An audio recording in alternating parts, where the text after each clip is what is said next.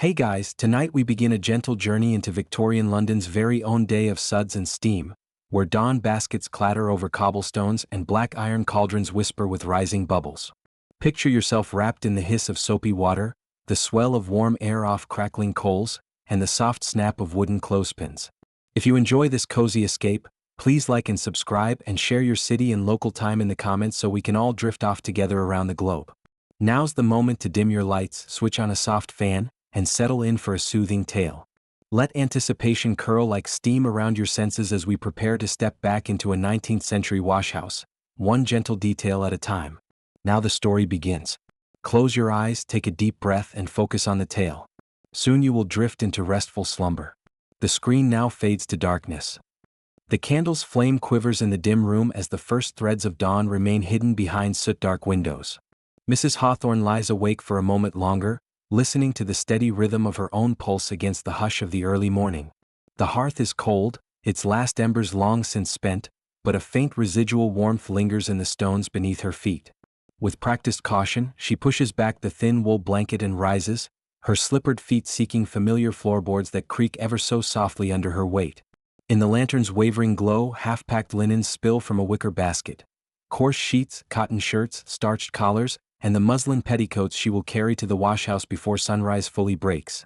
She pauses to gather her skirts close at her waist, the folds of fabric whispering against one another as she moves. Each petticoat is a layer of care, a heritage of her mother's gentle stitches and years of household rituals. She tugs the bodice of her shift higher, the cotton now stiff from yesterday's apron and the night's quiet perspiration. Beneath her breath, she murmurs a short prayer for steady hands and clear weather, entreating the day to remain kind. No sudden squall, no fierce wind to scatter her precious linens across the cobblestones. Outside, the world is still cloaked in darkness save for the faint chime of a distant church bell, calling the faithful to morning devotion even before the sun reveals its first pale glow. In the corner beside the door stands a small wooden tub rimmed with faded paint and worn smooth by years of scrubbing. Mrs. Hawthorne steps toward it and tests its weight. Satisfied that it is empty and ready, she reaches for a stout scrub brush, its bristles trimmed evenly, the handle worn into a gentle, familiar curve. She lifts the brush, feeling its slight grain beneath her fingertips, and places it carefully atop the tub's lip, alongside a spare shift and an extra pair of apron strings. Everything must be in order before she steps outside, for once she leaves the shelter of her rented room, there will be no return until every garment has been washed, rinsed, and pressed. A gentle cough echoes in the hallway as one of her lodgers shuffles down the corridor toward the staircase. The sound is muffled by heavy drapes at the windows and the thick wool rugs beneath her feet, but it serves as a reminder that the city behind her wall is waking too. Horse-drawn carts will soon begin their rattle along the cobblestones.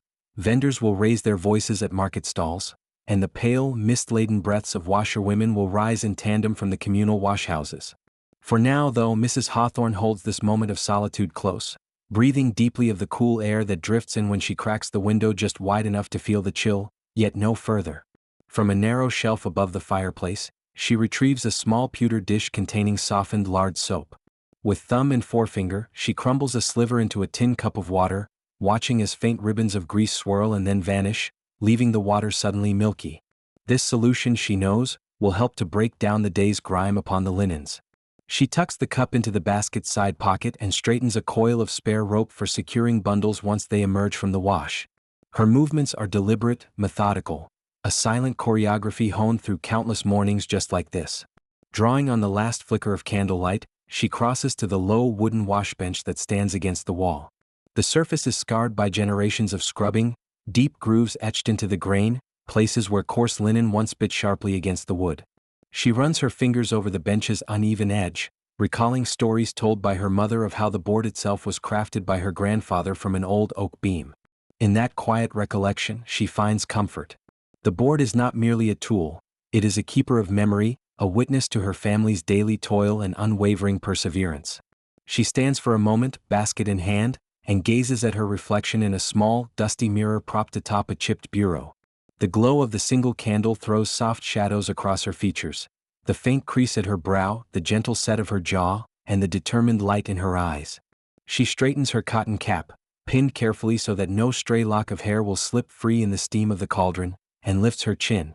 Outside, the first muted notes of a street organ drift through the still air, promising a new day for London's weary and hopeful alike. Gathering her shawl around her shoulders, she murmurs another brief sentence of thanks, for food on her table, for the small comforts of her room, and for the steady rhythm of work that gives her life purpose. A flicker of excitement stirs beneath the calm of her routine, for in each laundry basket lies not just yesterday's labor, but the promise of fresh beginnings, of crisp collars and starched dignity restored. She catches sight of the pale dawn light at the window's edge, and in that single thread of brightness, she senses the world's slow turning toward morning. With one final glance, Mrs. Hawthorne steps into the hallway, closing the door gently behind her. The corridor is narrow and lined with doors like sentinels guarding private lives. In the stillness, the rhythm of her own footfall on the uneven boards offers a gentle reassurance. Basket balanced against her hip, brush and cup tucked securely inside, she moves forward into the chill of the street, ready to begin the day's ritual at the washhouse. And as the heavy door swings shut, behind her the candle's glow fades to nothing, a quiet farewell to the sanctuary of home before the steady hum of communal labor takes its place. When the first pale light of dawn has softened the edges of the lane, Mrs. Hawthorne returns to her small back parlor, where the heavy wicker basket waits. In Chapter 1, she rose by the guttering candle, blessed her hands with a silent prayer, and saw to the last, her tub, her brush, the spare clothes neatly folded. Now, with the morning grown a shade brighter, she approaches her worn oak table by the shuttered window, and sets the stage for the next chapter of her day, the careful sorting and packing of yesterday's linens. Soft beams of gray light drift through narrow panes, catching motes of dust that swirl above the table's surface. On its weathered top lie small piles of muslin chemises, coarse sheets, collars stiff with starch. Mrs. Hawthorne stands with steady composure, smoothing the hem of her apron before she begins. There is a quiet ritual to this moment, a breath in and out, a pause to recall the warmth of last night's embers that now lie cold under the hearth. First, she separates the whites from the darks. On one side of the table, she lays out starched collars, pristine shifts, and pillowcases so pale they almost glow. On the opposite side, she arranges woolen petticoats, colored kerchiefs, and her husband's long dress coat, still bearing a faint smudge of chimney soot. Each garment is held up to the window, inspected for stubborn stains, small tears, or signs that require extra care. The sun has not yet pierced the sky, but the soft morning gloom is enough to reveal a tea stain on a collar or a smudge on a nightdress. Pulling a piece forward, Mrs. Hawthorne flicks it open like a page in a book, the fine lace edging of a collar, the delicate embroidery across its front. She cradles it in her palms, feeling the smooth surface, and then places it gently into a small calico sack. The sack is scalloped at the top, embroidered with a simple pattern of ivy leaves and pale blue thread. Here, the collars will rest until they are ready to soak, protected from rougher items that might fray the lace. With the neat precision of a seamstress, she ties the calico's drawstrings, the soft cotton cords whispering as they pull tight. Next, she turns to her chemises, those undergarments she had laid aside the night before, wrinkled with sleep but rinsed and ready. She shakes each one free of residual lint, then folds them into thirds. One chemise atop another, the pile grows before her, spells out the rhythm of her household. Her daughter's small, embroidered shifts at the top, her own plain cotton smocks at the bottom. Each collar is tucked inside, as though it still clings to some secret, humble dignity. The heavier articles come after, the coarse bedding, the sturdy wool blankets that bore the chill of last winter. She lifts each sheet in turn, feeling its weight drop at the hem. To measure how much the basket can bear, she presses the sheet's corner against the wicker rim, testing its capacity. The wicker feels rough under her fingertips, the strands worn smooth in places by countless brushes of linen and the weight of early morning loads. One sheet folded, another sheet folded. She weighs them one by one, stacking each within the basket until the wicker begins to bow slightly under their bulk. As she works, she murmurs to herself in low tones, white linens first, then the wool, last the colored cloths, lavender to mask the smell. This is her mantra, her guide. Pulling from a small porcelain bowl on the shelf above the table, she collects a few sprigs of dried lavender, their slender green stems tipped with tiny purple buds. She ties them together with a length of gray twine, twisting the ends into a neat knot. With deliberate care, she tucks the lavender bundle among the sheets, so that its fragrance will mingle with the faint mustiness of damp linens, driving away any hint of sour must or pipe smoke. Mrs. Hawthorne sets the basket down, then cups its handle with both hands, feeling its gentle judgment on her palms. She stands back to appraise her work. The whites lie on one side, secured in calico sacks. The darks nestled at the bottom, protecting the more delicate articles above. The heavy sheets fill the center, while the lavender bundle peeks out from the weave of the wicker. Everything has its place, every piece accounted for. This is the hallmark of a day begun well. A soft breeze drifts through the open window shutter, carrying with it a faint scent of wet earth and wood smoke. In that moment, the silence presses in as though the very walls wait for her next movement. The glimpse of morning sky beyond the glass grows a fraction lighter, a silent summons to continue. Before she departs for the washhouse, Mrs. Hawthorne pauses by the hearth in the hallway, where yesterday's embers rest cold and gray. She lays a folded strip of linen, her spare hand towel, on the hearth's edge, a final check to ensure the canvas bag containing her scrub brush and soaps will lie within easy reach. In the brief reflection of the polished brass fender, her face appears calm, determined. The final act is securing the lid of the basket, laced with a strip of leather that snaps in place with a quiet click. Once fastened, it ensures nothing shifts during the walk through cobblestone streets and morning mist. Retrieving her basket handles, she lifts slowly, aligning her shoulders beneath the weight. A gentle stretch of her wrists and forearms, and then Mrs. Hawthorne steps toward the door. At the threshold, she glances back at the oak table, now bare save for the plate of lavender stalks and an empty calico sack folded in quiet readiness for her return. Outside, the lanterns along the lane are still lit, their flickering glow awaiting the dawn. In the hush before the city stirs, she takes a measured breath and steps into the morning air. In Chapter 3, she will walk through fog-laden streets toward the communal washhouse, basket cradled against her waist, morning bells tolling softly in the distance. But for now, the simple ceremony of sorting and packing the laundry basket has been fulfilled. Each shirt, each collar, each scrap of linen has been chosen with care, set in its place. The day's labor has found its first gentle rhythm. And as Mrs. Hawthorne's silhouette dissolves into the pale glow of dawn, the hush of preparation hangs in the air, an unspoken promise of warmth, of steam, and of the steady turn of women's work waiting just beyond the door. The lantern by the front door swayed with each cautious step, casting a slender beam upon the damp threshold as Mrs. Hawthorne paused to adjust her shawl. In the pre-dawn hush, her breath rose in tiny clouds, mingling with the mist that drifted through the narrow lane. She tightened her grip on the wicker handle, feeling the familiar weight of the laundry basket settle against her hip. Bundled within lay yesterday's soiled sheets, collars, and coarse linen bedding, each piece destined for the communal troughs and cauldron at the washhouse. Before her lay the winding path of cobblestones, slick with yesterday's rain and coated in a veil of fog that muffled the world beyond her own measured footsteps. A low church bell tolled in the distance, its metallic note echoing against brick facades and half-closed shutters. The sound rolled through the mist like a gentle reminder of the hour, stirring the streets to tentative life. Every footfall upon the stones sent a faint clatter beneath her boots, but elsewhere the world remained still. Horse-drawn carts waited in shadows, engines yet to rouse their sleepy steeds. A procession of gas lamps flickered along the thoroughfare, their wicks sputtering against the damp air, offering pale ovals of warmth in an otherwise muted tapestry of gray. Mist clung to the glass domes, refusing to yield its moisture, and when she passed beneath one lamp her own bonnet brim caught fine droplets that dripped onto her woolen cloak. The distant murmur of the watchmen drifted down the street, their measured calls traveling on the chill breeze. "All's well," they intoned in low rhythmic cadence, securing the safety of the neighborhood until daylight truly broke. Mrs. Hawthorne paused to acknowledge their sentinel song, offering a curt nod that was returned with a polite lift of the truncheon. Though she had risen before sunrise, this moment of quiet greeting felt like a secret shared between centuries of the morning. They guarded the streets, she guarded the linens. Each played a part in the slow turning of the city's wheel. As she resumed her walk, a slight turn in the lane brought her into view of other early risers. A group of washerwomen emerged from a side alley, their own baskets heaped with damp cloth and hung with small cloth sacks containing collars and cuffs. The women nodded in greeting, their voices hushed. "Good morning, Mrs. Hawthorne," came a soft reply, carrying a tone of calm solidarity. "A heavy load today?" one of them asked, voice low to avoid disturbing the still sleeping houses.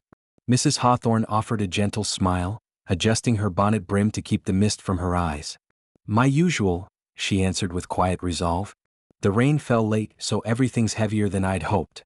She could almost feel the weight of the water in each fold, the extra burden a reminder of nature's unpredictable hand. Their pace remained steady, though none hurried.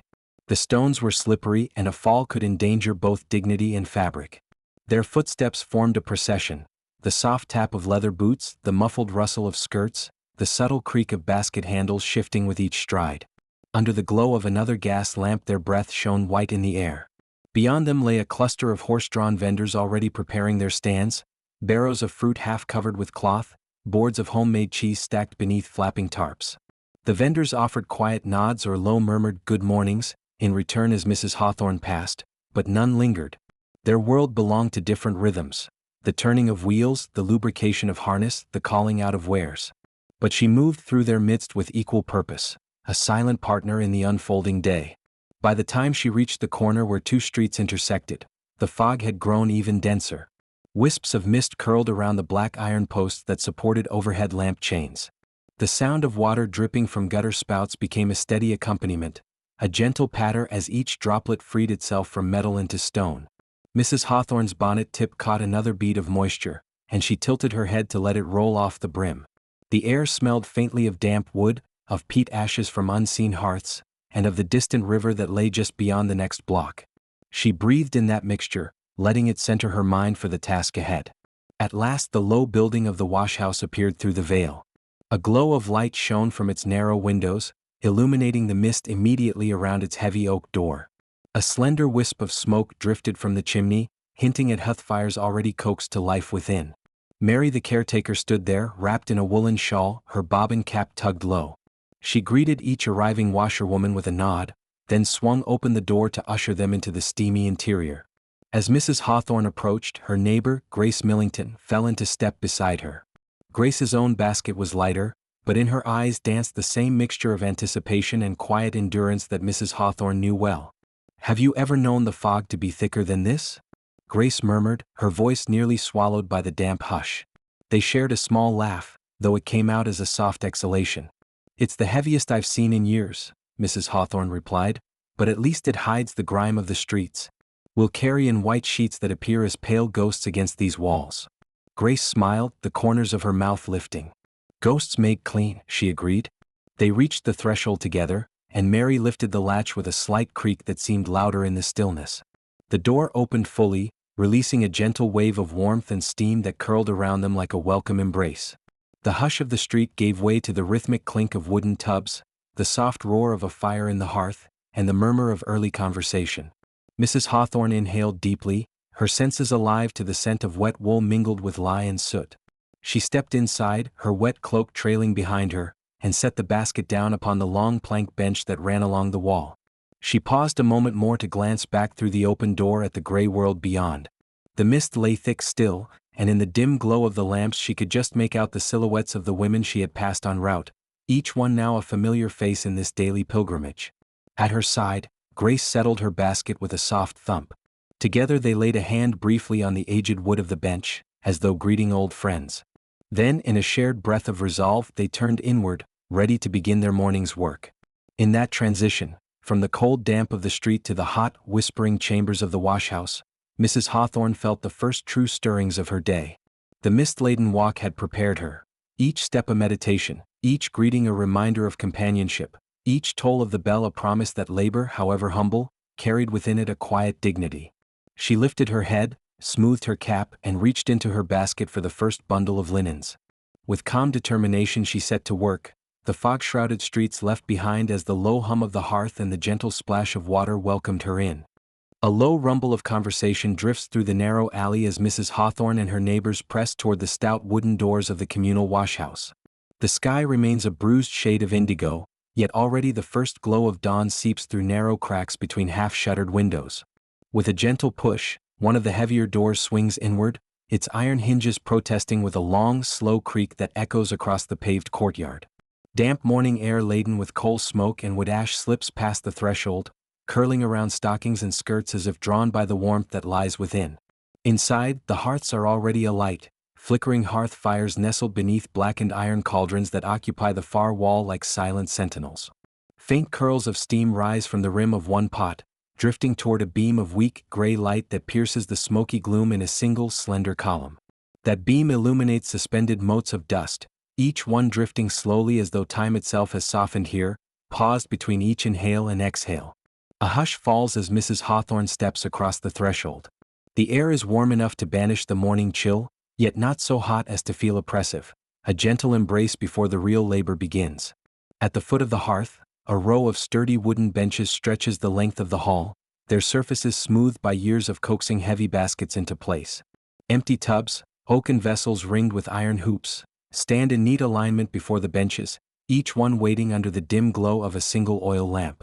The lamp, weighted with a squat glass reservoir, stands sentinel atop a tall wrought iron hook, its flickering flame casting long shadows against brick and beam. The waxing smoke tastes faintly of burnt cotton and coal, and in each breath, a promise. Soon steam will rise between these walls and great pillars, carrying away the stains and the day's worry alike. "Good morning, Mrs. Hawthorne." A soft voice calls from behind a cauldron. It is Ellen, whose basket rests against her boot. The two women exchange nods over the hiss of a small flame licking the pot's rim. Their scarves still bear droplets of the mist that clung to them on the walk here. Mrs. Hawthorne lifts her chin, smoothing the front of her apron, and replies in tones hushed enough to preserve the washhouse calm. "Good morning, Ellen." The light is grazing the rafters already. They move toward the central bench in tandem, baskets in hand. Each footfall on the polished flagstones is muted, reverberating with a soft tap that seems to ask permission of the walls before passing.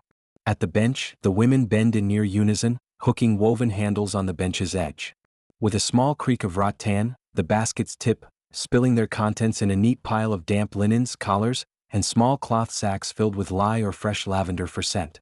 Each article is laid aside with care, as though the very act of touching it might wake some hidden memory. Nearby, a younger washerwoman, her sleeves rolled high above slender forearms, arranges her garments in strict piles, darkest cottons on one side, coarse linen sheets on the other. The hush of careful sorting is accompanied by the tinkle of a metal basin nudged against wood, followed by the soft thump of a tub settling onto the cold floor. Somewhere beyond, a kettle whistles thinly, a reminder that soon the first water will bubble and hiss, ready for the first soak. Mrs. Hawthorne straightens slowly, pressing her palms to her skirt to settle its folds. She glances around.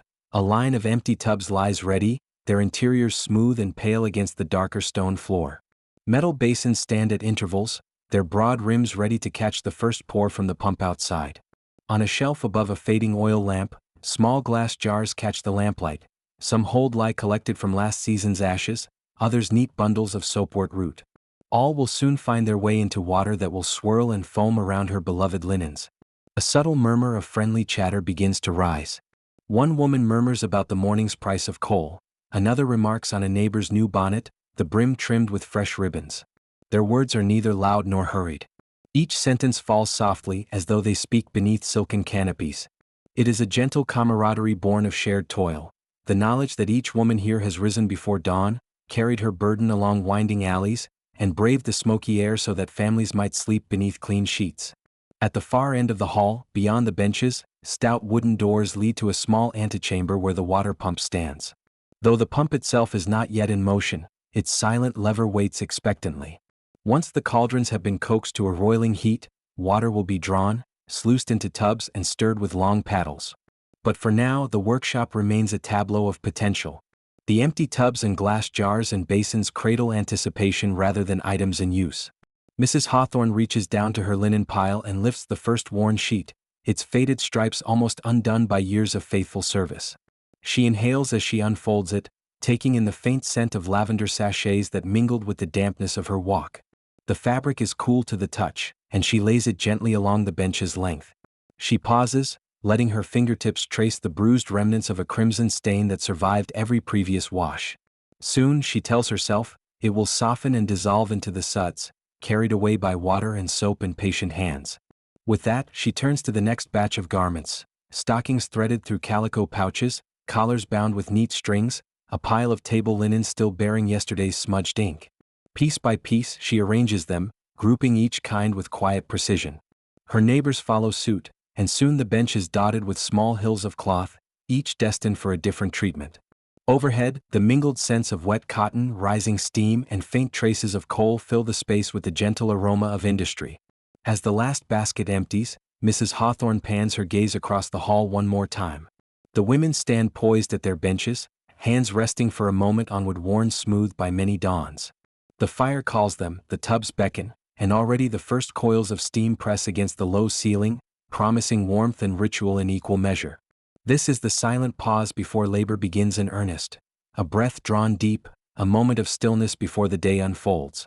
Soon enough, the pump will click, water will gush, and the steady chorus of scrubbing boards will rise. But first, they stand here together, bound by the simple rhythm of morning's opening chord. In this quiet hall, they find both purpose and peace, preparing for the steam and suds to come. And as Mrs. Hawthorne lifts her skirts to move toward the hearth, she knows that these first steps, over cobbles, through heavy doors, across stone floors, have carried her into a world where cloth and fire, water and friendship, will weave the tapestry of another Victorian laundry day. Thus ends the delicate threshold of Chapter 4, where the washhouse welcomes its daughters at first light. In the next chapter, the hearth flames will spring fully to life, embers will glow bright, and the ancient craft of lye-making will begin. But for now, in this gentle hush of dawn, the women simply stand, lanterns dim and baskets empty, on the cusp of a day shaped by water, cloth, and the unhurried rituals of Victorian London. A pale shaft of morning light filters through a small, soot-darkened window, dancing across the worn stone floor of the washhouse. The air is cool and dense, carrying a faint trace of last night's ashes, intermingled with the lingering scent of smoldering embers. Along the far wall, beneath a black iron cauldron melted smooth by years of heat, Mrs. Hawthorne crouches, her skirts brushing dust and stray ash. She pauses, listening to the distant echo of leather saws and the muted drip of water pooling on cold flagstones. In this quiet hush before the day's labors begin, every creak of timber and hush of breath feels magnified, as if the old walls themselves collect and release each subtle sound.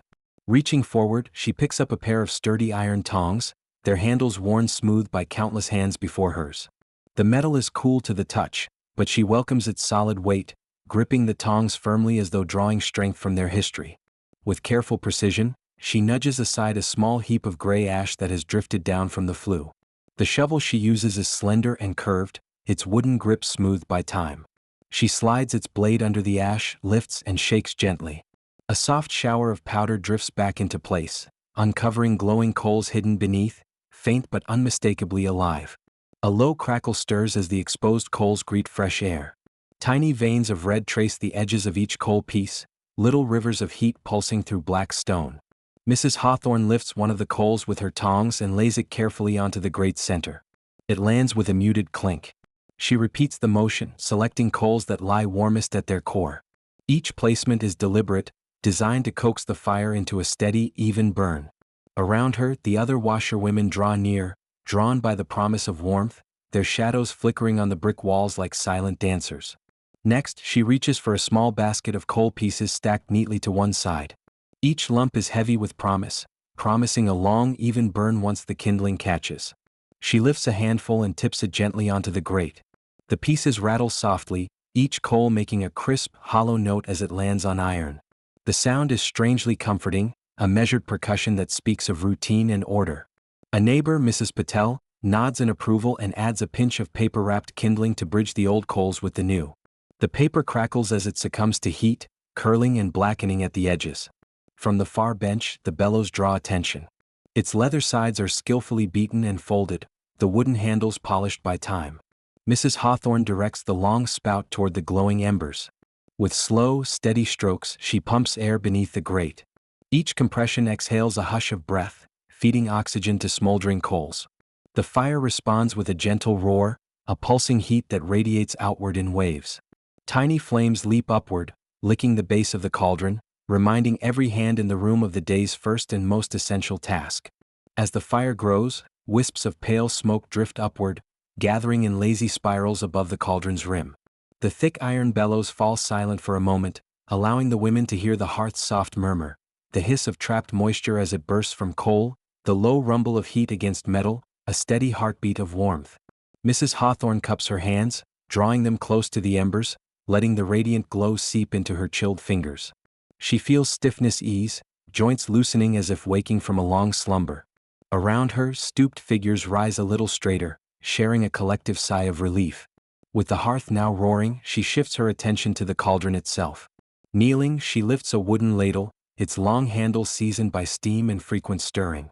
She dips it into a wooden pail of clear, cold water that waits by the hearth's edge. The ladle's bowl fills with water that glints in the firelight, trembling with reflected warmth. As she raises it, the water catches a breath of heat and hisses softly the moment it meets the cauldron's hot surface. Wisps of steam coil upward, drifting through shafts of sunlight to form a pale, trembling mist. The hiss is fleeting, but in its trail lies the promise of a surging, bubbling cauldron essential for scalding and washing. Steam rises steadily now, curling around Mrs. Hawthorne's bent form and drifting across the washhouse like ghostly ribbons. Each ribbon carries the faint tang of freshly fired coal, an earthy, almost mineral scent that mingles with the smell of damp stone. The women inhale deeply, eyes half closed, their breathing slow and content. This moment, when the fire is forged and water meets iron, is at once ritual and renewal. It marks the transition from dawn's quiet to the measured pace of work ahead. Hands still warm, Mrs. Hawthorne tests the water's temperature by letting a few droplets fall from her fingertips. They sizzle against the cauldron's rim, shriveling into steam. She nods in quiet satisfaction, confident the cauldron stands ready to receive heavy linens. Nearby, other women begin to set out scrub boards and gather baskets of sorted garments.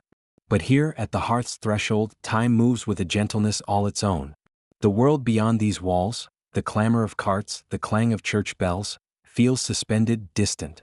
The moment stretches as each woman contemplates the glowing heart of the washhouse, feeling the comfort of shared labor. Mrs. Hawthorne straightens at last, her back easing from its early morning curve. She brushes a stray lock of hair from her forehead. The tension in her shoulders has eased, the chill in her bones has granted itself to the coal. She breathes in the richer air, flecked with smoke and warmth, and allows a small, contented smile to bloom. In the hush that follows, she glances toward the wooden benches where laundry waits, rows of collars bound by lavender-scented cloth, stacks of starched sheets carefully labeled. The fire, once coaxed to life, will soon serve them all, to soften stubborn grease, to boil away grime, to render linens bright and sanitary. But for now, it stands in gentle glory, a living hearth at the center of purpose and community. Mrs. Hawthorne reaches again for the bellows, giving one last whisper of air to strengthen the embers before she moves on. The cauldron simmers, a deep, soothing murmur that promises hours of boiling, stirring, and cleansing to come. At her side, the other women begin their own precise motions, measuring out lye, filling tubs with scented herbs, sorting fabrics by color. Yet it is here, at the hearthfire's edge, that they find their collective ritual, a calm moment of creation, binding them to one another and to the ancient rhythm of fire, water, and labor. As the heat settles into a steady glow, Mrs. Hawthorne steps back, ready to join their soft chorus of work. The washhouse hums with renewed purpose. Outside, light creeps higher across London's rooftops, but inside, time is measured by the cauldron's breath and the fire's pulse. And here, in this gentle dawn, the day's rhythm begins anew. The low, steady glow of the hearth still warmed the washhouse long after the last coal bellied into embers. Here, at the threshold between fire and water, the washerwomen paused in their labors to undertake one of the most alchemical of Victorian laundry rituals, the crafting of lye from wood ash. In the air, a faint haze of smoke mingled with the steam that lingered above iron cauldrons, while the dull thrum of conversation fell away in reverent silence. All around, the brick walls absorbed the heat and the soft murmur of concentrated effort, turning a wide, well-worn room into a space of transformation and quiet wonder. First, the women gathered the pale powder that remained from last night's hearth fire. A strong, pliant linen apron shielded each washerwoman's skirts, and heavy leather gloves protected her hands from the coarser particles of ash. With gentle taps of a small wooden scoop, the ash was coaxed into a broad, shallow wooden tray. There was nothing haphazard about the motion. The ash had to be fine and even, sifted of any small clinkers that might mar the lye's purity. As the powder settled, each hand rested for a moment, as though admiring a soft, white sand.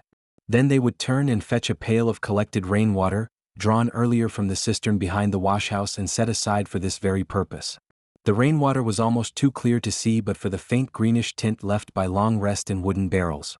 It was cold to the touch, a subtle shock against the warmth still clinging to the hands. Yet its chill harbored a magic all its own. One by one, the women tipped portions of ash into a tall earthenware vessel, then ladled the water over it with long-handled dippers. The ash would hiss and settle, plumes of dust rising only to sink again in delicate currents. Soon, the surface of the liquid turned opaque, a swirling soup of pale beige and gray. This was the lye in the making, though still crude and full of gritty sediment. Each vessel was covered with a cross-stitched linen cloth, coarse enough to keep out stray debris but fine enough to allow air to pass. They set these earthen jars in a shallow trough of warm water, left from the earlier scalding of heavy linens, so that the extraction might proceed evenly. Over 20 minutes, the women scarcely spoke. Instead, they moved about the washhouse with measured, deliberate actions, stoking smaller fires beneath other cauldrons, pulling fresh sheets of newsprint from inside worn leather satchels, or rubbing balled-up cloth on hands to clean off any stray ash. The hush felt like a shared breath held in anticipation of some small, domestic miracle. When the time was right, just when the drum of rain against the roof sounded faint and steady, and the hearth's embers glowed a gentle dusty red, the washers returned to the jars. Each lifted its linen cover and peered in. The cloudy liquid within had settled to reveal a clear stratification. Dense, dark sediment at the bottom and a paler liquor above. With a delicate hand, one woman tilted the jar at a slight angle and poured the top half of the liquid into a second vessel, leaving the coarser grit undisturbed. The pale solution, ghostly and almost luminous, was the lye they sought. But one must never trust sight alone. To test the strength of the lye, they employed a humble hen's egg, a foolproof measure known to the washerwomen of the district. A single egg, laid just that morning in Mrs. Hawthorne's backyard coop, was gently rolled along the bottom of a small glass bowl. Then, from a height no more than 6 inches, a small ladle of lye was poured over it. If the waters bore the egg cleanly to the surface, small bubbles dancing about its shell, the solution was judged just strong enough. Too many suds and the egg would bob violently, signaling a potion too caustic for delicate linens. Too few bubbles and the lye would prove sluggish in tackling stubborn grime. A hush fell again as the bowl was held at eye level. Tiny beads of alkali fizzed and hissed around the egg, gathering at each pore in a delicate ring. When the shell rose effortlessly, crowned in a wreath of fine bubbles, soft exclamations fluttered across the room like moths around a lantern. The strength was perfect. One by one each jar was tested, adjusted with small additions of rainwater or more ash extract until the ideal concentration was reached. The faint tang of caustic in the air was at once sharp and sweet, a scent that spoke of cleanliness to come. Once the lye was judged ready, the women strained it through layers of coarse linen stretched over wooden hoops. The filters caught the last of the ash bits, leaving only the crystal-clear alkali to pass through. The filtered liquid dripped steadily into waiting glass jars, its flow a soft metronome in the quiet room. As the jars filled, each was corked and sealed with strips of oiled cloth, preserving the lye until it would be needed for the day's first scrubbing. The glass shone wetly beneath the hearth's glow, each vessel a promise of soapless suds, of fabrics freed from grime, of the alchemy of fire and water at its simplest. While the lye settled in its jars, the washerwomen paused for a sip of tepid tea, replenishing the warmth that had gone into the morning's labors. The hush gave way to gentle conversation once more, hushed talk of neighborhood news, the weather's fickle turns and the coming week's demands. All the while, the jars of lye sat bid in neat rows upon a shelf, waiting to be mixed with the freshly chopped soapwort root or shredded animal fat that would soon yield a softer, more fragrant cleaner. In this way, the washhouse breathed its slow, methodical rhythm. Each stage of work, stoking fires, mixing ashes, testing strength, was as vital as the next. Without this careful crafting of lye, no scalded sheet would release its secrets of dust and sweat, no rumpled collar would regain its crisp shape. And so, as the morning sun rose at last over the leaded windows, peeling away the last tendrils of hearth smoke, the lye stood ready, a silent, potent ally in the gentle war against dirt. When the final jar was labeled with chalk, an elegant swirl inside a small glass loop, Mrs. Hawthorne placed it in her wicker basket alongside a handful of fresh rosemary sprigs, tucked in by way of perfumed insurance. The time had come to move on to the next stage, sorting the laundry by color and fabric, each piece awaiting its unique bath of water, lye, or herbal infusion. But for a few brief breaths, they lingered in the calm hush of triumph, the moment when humble ash and rain became the very heart of cleansing. And so Chapter 6 ends in the soft glow of dawn's second fire, as the washhouse prepares to set its cauldrons to boil once more and weave the next threads of Victoria's unending tapestry of cleansing, care, and quiet perseverance. Morning light, pale and tremulous, filters through the high mullioned windows of the washhouse. A soft haze of steam drifts across the stone floor, curling around wooden tubs and the low benches where washerwomen have begun to lay out their bundles. Here at this moment the day's true work takes shape. Garments must be chosen with care, each woven thread considered, every hem examined before they meet the cleansing waters or the scalding heat. On a long narrow plank of oak, worn smooth by centuries of elbows and elbow grease, Mrs. Hawthorne and her companions arranged the first washes. The bench is marked with faint notches and chalk scratches from earlier weeks, small tally marks indicating batches finished or stains inspected. Now, each woman lifts a piece of linen or colored wool, holds it up to the light, and decides at once whether it belongs among the whites destined for boiling in lye or the gentler washes reserved for delicate hues. Mrs. Hawthorne begins with a row of starched collars. Crisp and white, they demand minute attention. She turns each one over in her pale, damp hands, inspecting every corner for the faintest hint of coffee or tea drips. The collars that bore yesterday's breakfast must be stripped of their stubborn spots. The ones with frayed edges require a gentler touch later in the mending phase. As she works, her worn fingers feel the difference between linen that has lost its tensile strength and cotton that still holds firm. She lays each collar out flat, smoothing the starched folds with thumb and forefinger, then neatly stacks them according to size and degree of soiling. Beside her, Mrs. Linton sorts a set of woolen shawls, their dark plaids and muted stripes carefully folded away from the bleached whites. The woolens, heavy with dampness, are prone to felting if scalded too fiercely. They will instead require a cooler soak and a gentle stroke with soft soap suds. Mrs. Linton whispers to her neighbor about a trick she learned for preventing shrinkage, a dash of glycerin added to the final rinse. They exchange quiet assurances, a soft laughter, the rustle of fabric, before she ties each shawl into a loose bundle, ready for the next basin. Across the bench, two younger washerwomen compare silken ribbons, narrow lengths of lustrous silk that once adorned a lady's bonnet. Silk, they agree, demands the utmost delicacy. A simple lye bath would ruin the luster, break the threads, and rob them of their soft sheen. Instead, these ribbons will soak in lukewarm water scented with a drop of rose oil, then be massaged gently between fingertips. The group leans in, offering counsel: the right temperature, the best ratio of oil to water, how long to rest before rinsing in a fresh pail of spring water. Their voices, low and hushed, form a circle of shared wisdom. While the collars, shawls, and ribbons find their places, chalk scratches accumulate on the bench's edge. A delicate line of pale white marks the boundary where the silks end and the cottons begin. A set of 3 vertical ticks counts the shirts needing a cold wash, and a small cross indicates which garments require an extra spot treatment. Mrs. Hawthorne dips her chalk, scrawls each sign with a steady hand, and draws a small arrow toward the cauldron where the lye bath will soon bubble to life. These chalked symbols, simple though they may be, guide the entire day's rhythm. For a moment, everything is still. The clatter of pails pauses, the murmur of conversation softens, and each woman stands back to survey the laid-out rows. There is something almost reverent in this hush, a recognition that cleanliness in this place is a craft rather than mere labor. Every fold and crease has been considered, every stain noted and isolated. From the fine net of a corset cover to the thick canvas of a tablecloth, each article of clothing claims its rightful station on the bench. In the silence, Mrs. Hawthorne thinks of the next stages. Soon, the cauldron will hiss with steam, and the coarse linens will plunge into the scalding lye. Later still, padded folding boards will press starch into collars and cuffs. But for these precious moments, the women stand in the smoky half-light of the washhouse, aligning fabric by fiber, whispering tips and nodding in knowing agreement. A gentle breeze drifts through the open door, bringing with it a hint of cold morning air.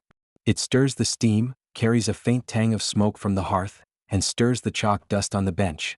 Mrs. Hawthorne leans forward, smoothing the bench once more with the pad of her palm. The chalk crosses and ticks blur slightly, but remain legible, silent instructions for the tasks ahead. As the sun rises higher, the door to the washhouse opens in a soft creak. The newcomer, another washerwoman with a basket full of brown muslin and pinstripe trousers, steps into the warmth. Mrs. Hawthorne greets her with a nod and gestures toward the empty stretch of bench beyond the chalk line. Here, the muslins will join the whites for a short, scalding dip. There, the trousers will wait for a cooler scrub. Without a word, the newcomer unpacks her bundle and begins to sort. Slowly, deliberately, the bench fills. Collars in one corner, shawls in another, ribbons gently coiled in calico. The chalk lines multiply into a map of method and order. The washhouse hums again with the low drone of conversation, the scrape of fabric on wood, the shuffle of feet on flagstone. And beneath it all lies the pulse of anticipation, the knowledge that once the sorting is complete, the real alchemy begins. The hot lye that lifts dirt, the cool rinses that restore softness, the starch that sets crispness. Today's quiet ritual of sorting by color and fabric has set the stage for every step to follow, ensuring that each piece of clothing, from the humblest dishcloth to the finest silken ribbon, will emerge renewed and ready for the long day of service ahead. Here, in this cool, misty room, the women build the foundation for a day of careful cleansing. Each chalk mark a promise, each bundle a hopeful start. And as the first bubbles rise in the distant cauldron, Mrs. Hawthorne exhales a soft breath of satisfaction, ready to guide the linen and the labor into the next chapter of their transformation. Mrs. Hawthorne paused at the edge of the hearth, where the blackened cauldron still hummed its final notes of heat and steam. Earlier, she and her companions had coaxed that great pot to a roiling bubble, scalding coarse linens until each fiber loosened its stubborn burden of dirt. Yet there was a gentler art awaiting them now, an intimate ritual of soaking, steeping fine fabrics in fragrant baths that soothed both cloth and mind. As the morning light bled through a high, narrow window, she turned to the row of wooden tubs, each hewn from oak, each darkened by years of water and ash, lined up like attentive sentinels beside the hearth's warm glow. With deliberate care, she ladled fresh water from a gray pail, the liquid singing as it filled the first tub to a pale brim. Into this she dropped a handful of soapwort root, its knobbly brittle form steeped overnight in cold rainwater to coax out its gentle saponins. A sprig of rosemary, still faintly dewy, followed, its evergreen needles tinting the water a tender shade of yellow-green. The aroma curled upward, a soft whisper of the country hedgerows now conjured in this smoky, brick-lined chamber. Every detail was attended to with a quiet reverence. The slight curl of a rosemary leaf, the dusting of foam clinging to the wooden rim. She took up the long-handled paddle, a slender shaft of ash wood, smoothed by countless strokes, and gently stirred the infusion. Each motion was deliberate and unhurried. The paddle slipped beneath the surface, rose with a whisper, then sank again, coaxing the soapwort and herb to release their essences. Tiny bubbles formed at the paddle's edge, clustering in delicate rivulets before dissolving into the still water. The sound was softer than a sigh, more intimate than the hiss of the scalding cauldron. Around her, the other washerwomen bent over their tubs, each face framed by the steam that rose in gentle tendrils, drifting like pale ghosts toward the rafters. One by one, collars, handkerchiefs, and the day's most fragile muslins were lowered into the aromatic bath. Mrs. Hawthorne watched as a linen collar, once stiff and browned by wear, floated on the surface, its fibers drawing in the soapy warmth.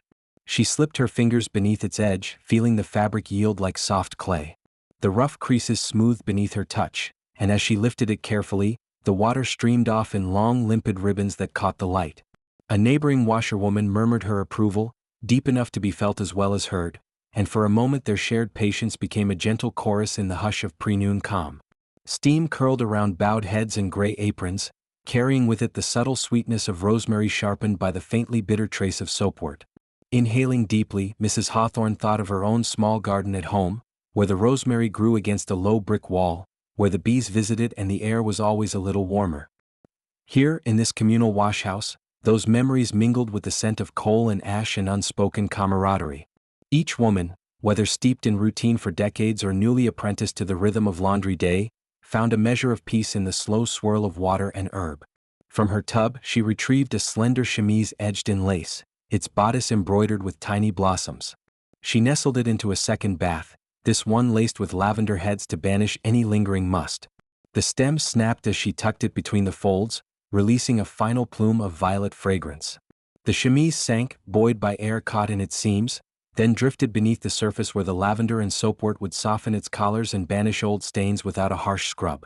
In these tubs, each garment was honored, allowed to rest, to breathe in gentle warmth, to emerge renewed. Occasionally, someone would lift her paddle and test the strength of the infusion, dredging a scrap of cloth through the water and inspecting the suds that clung to its threads. A woman to Mrs. Hawthorne's right, with a pale face framed by dark coils of hair, performed this ritual, then nodded with crisp satisfaction. Even in this simple act there was precision. Too strong a mixture could weaken lace, too weak a bath would leave spots unsurrendered. So they measured, they adjusted, they learned from small experiments that made each laundry day more certain, more exacting, more alive to nuance. Time passed without hurry. The church bells, having rung their first hour long ago, now marked the late morning. Outside, a breeze carried the promise of clearing skies. Inside, the wicker baskets waited patiently on wooden benches, anticipating the soft plop of free linen soon to be drawn from its fragrant bath. For Mrs. Hawthorne, this moment of stillness before the labor of rubbing and rinsing was a rare gift, a moment when the scents of herb and water, the quiet hiss of steam, and the gentle company of fellow workers created a small sanctuary carved out of everyday toil. Soon, her friends would gather their soaked linens, carrying them to scrub boards and cold water troughs for the next stage of cleansing. The sharper rhythm of back-and-forth strokes would replace the slow stirring of paddle and the shy rise of scented steam.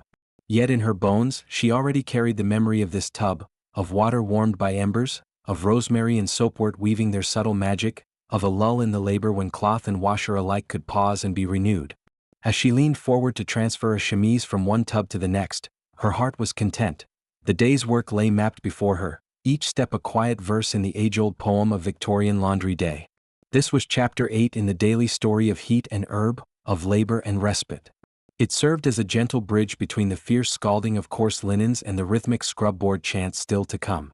In this space, the washhouse breathed with its women, and time slowed to the pace of a wooden paddle stirring soap and rosemary in the amber light.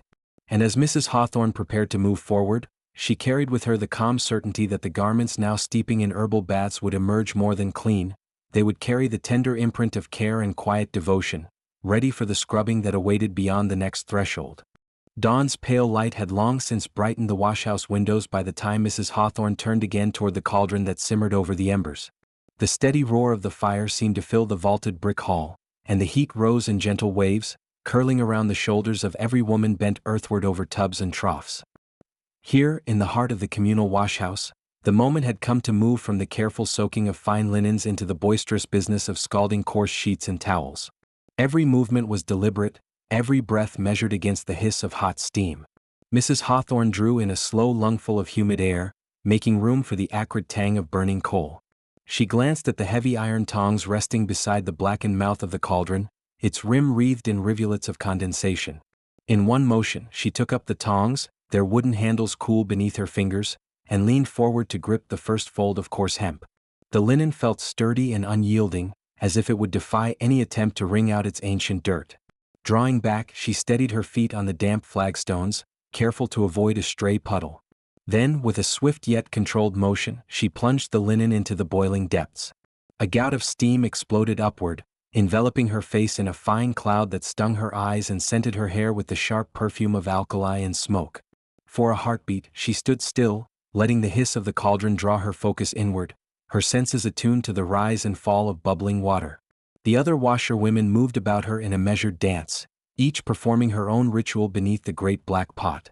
One kneaded a bundle of toweling back and forth, coaxing oil and soot from its thick fibers as silver droplets cascaded down her arms and plastered her garments to her skin. Another tapped the side of the cauldron with a small iron ladle, alert to the pitch of the metal and the roll of the water within. It was a subtle art. Too little heat and the grime would stubbornly cling to the cloth, too long in the boil and the edges of the linen risked fraying into ragged threads.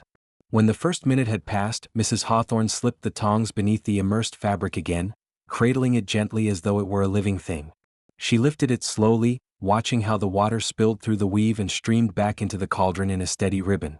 The linen's color had shifted already from a dull gray to a lighter ash, as though each bubble had coaxed away a layer of dirt. Another plunge, another lift, and she judged the texture beneath her grip. Still firm but supple. Soon it would be time for the rinse.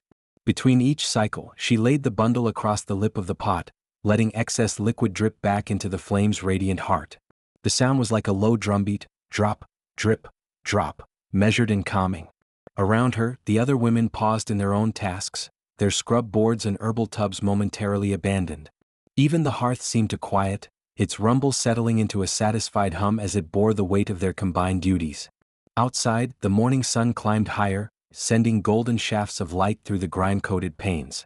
The beams struck the cauldron's iron body, highlighting the spirals of steam as they curled upward toward the smoke-blackened beams. Mrs. Hawthorne inhaled again, this time tasting the faint whiff of lavender she had tucked among her clothes before leaving home, an old habit to brighten laundry days of old linens. The scent mingled with the harsher odors of ash and alkali, a tiny burst of warmth in the cool damp of the washhouse.